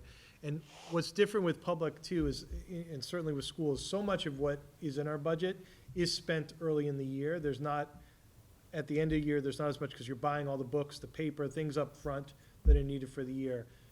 Things at the end of the year, like, we settled our teacher contract, great, we didn't have to keep going. Legal fees were less, right? Things like that, we can use a little different. Sometimes we can prepay some of our out-of-district tuitions, which are very expensive. So that's something that we also do with those funds. And I think your question about, are people aware of that? Our principals, we meet bi-weekly, and Michael presents on this exactly where every dime is going and how it's being used. And we do a lot of sharing for, money from this is going now to the elementary school to support that. And many, many difficult conversations. Part of our issue, and it's more clear to me, and it's great to have a forum with the town, we make this work every year, and we don't do things, you don't read a lot in the news about, we pink slipped all of our teachers, we cut all our sports, we did this. We're coming here tonight ahead of a very difficult year next year, and even more difficult the next 2 years out, to let people see what we've been maintaining for 20 years and why, without increased revenue, we're not gonna be able to do that anymore. We've cut all that we can cut to get it to those places, without it now being really, really challenging. So folks, it's about 9:30. If there's any final questions, I'm happy to take them. Some of us will hang around for a few minutes afterwards too, if anyone has any questions as well. Sir? I just have one, so the $10 million is gonna last 3 years. Will we have, say, at the end of fiscal year 2026, are we gonna have a good idea if the budget as of today for 2027 is gonna keep us within the parameters of that $10 million override that we're asking for today? I think that we will continue to, I shouldn't say I think, we will continue to update our projections each year as we go through the budget process and fine tune it in terms of the request. As I was indicating earlier, there may be other adjustments that we can't even predict right now that we need to make. I think that we're all committed to trying, certainly to live within the $10 million and to make it last as long as we can. But I think in fairness, when you look at the numbers and those projections, we know that the data doesn't indicate, that the data indicates without, if we don't make other changes, it's not going to last far past those 3 years. And I think those are the hard decisions that we're gonna all have to make. And it could be that we get to year 3 and there's 3 more years of those more behind the scenes adjustments or adjustments that we've made along the way that make bringing the possibility of an override, up at that point not really necessary. That's a possibility as well. But I think we all kind of felt that looking beyond the 3 years, it's really difficult to predict and make that commitment, and we're just trying to be transparent. And by the way, even if we did come back, or felt we had to come back in the 4th year with a proposal for some additional override, the town has the ability to vote no. But that's an additional override. The override goes forever.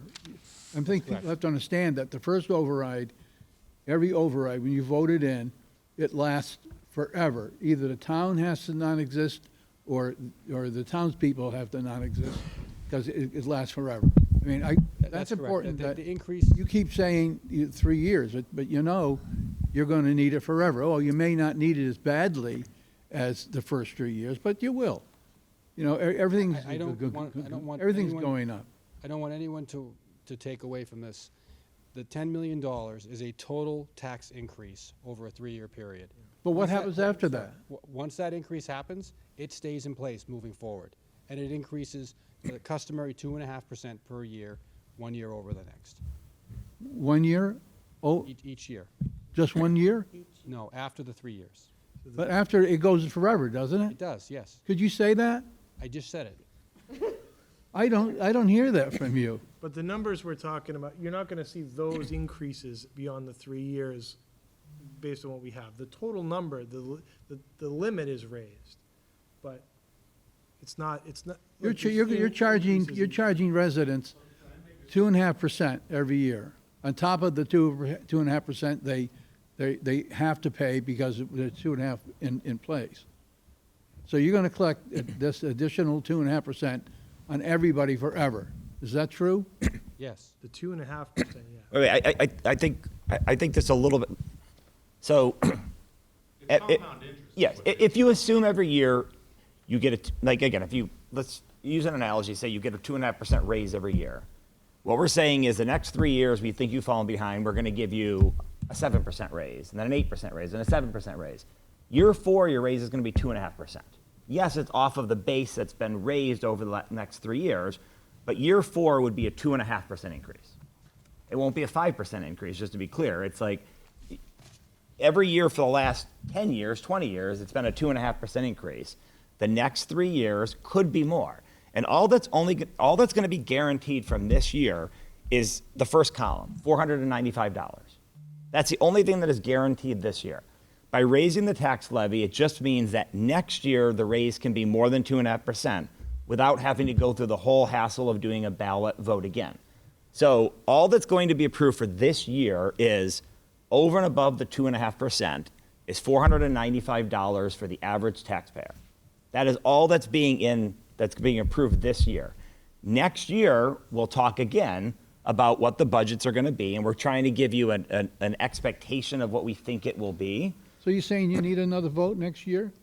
Every year, you need a vote at town meeting for the budget. Every year we approve a budget. Correct. Oh, but you don't need another. Well, you don't have to meeting do for another ballot to 2.5. go more than 2.5%. It's 2.5 is in for good. Correct, but. It's like a tattoo. Yeah, but the 682 is not.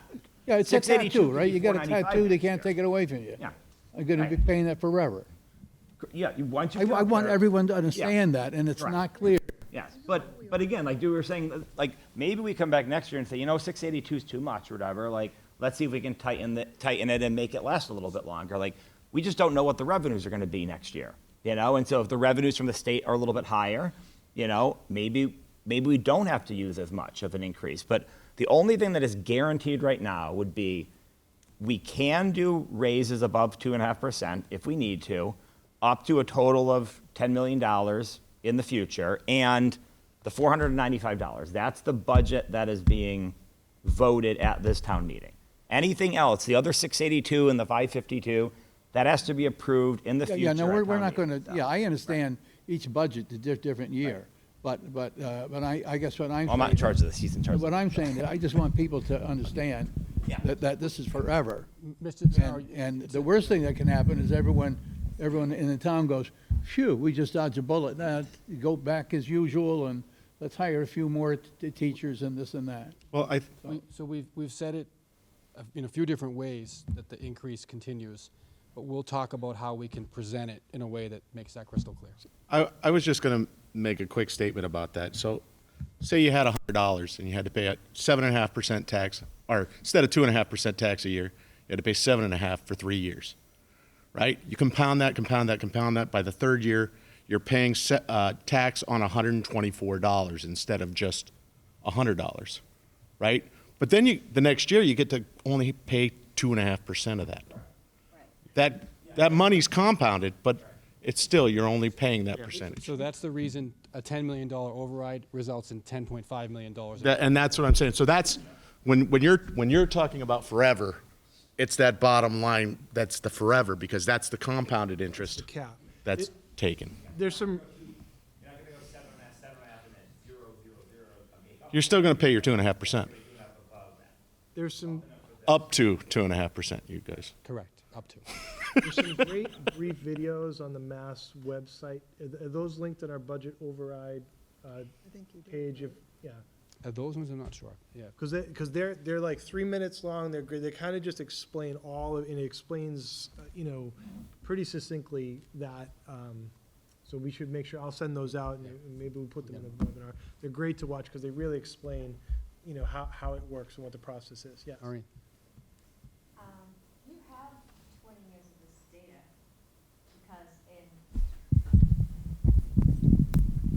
in 2001, the last time the town did an override budget, you know what the budget was in 2001, and you can project out. You could make a chart like that shows what would the taxes be today had there not been an override in 2001, and how would it have gone up each year to 2.5%, and then put another bar that shows exactly what people paid in their life in reality because you had that one override year. And wouldn't that give you an example of what he's thinking of? I'm not sure to what extent the looking backwards will help. What I'm thinking is showing people moving forward what it will be for their tax bill. Showing the trend after the 3 years, because that's where there seems to be the question. And maybe showing the 4th year with the tax bill will make clear that it continues moving forward and growing by 2.5%. But we could talk more about kind of what you're saying. Maybe there's a way to address the issue. Anything else? Okay. Well, thank you all for your time tonight. I hope that you found this helpful, and we expect that we'll be interacting with folks in similar ways, either online or in person. I can't stress enough how important it is to review the warrant when it comes to your home and attend town meeting on Monday, June 10th. We cannot conduct the business of the town remotely. We have to be there in person. Registered voters are able to participate. Anyone can attend, but if you're not registered, you may have to sit in a separate area. It'll be here in the gymnasium at the middle high school at 7:00 p.m. So to everyone here, thank you. To the officials who have been here, been part of the process, thank you. To those watching on NORCAM as well, thank you very much. Thank you for taking my questions. I'm sorry? Thank you for taking my questions. Thank you for holding them. I know I can be difficult to understand. Okay. Thank you, everyone. Good night, everybody. Thank you.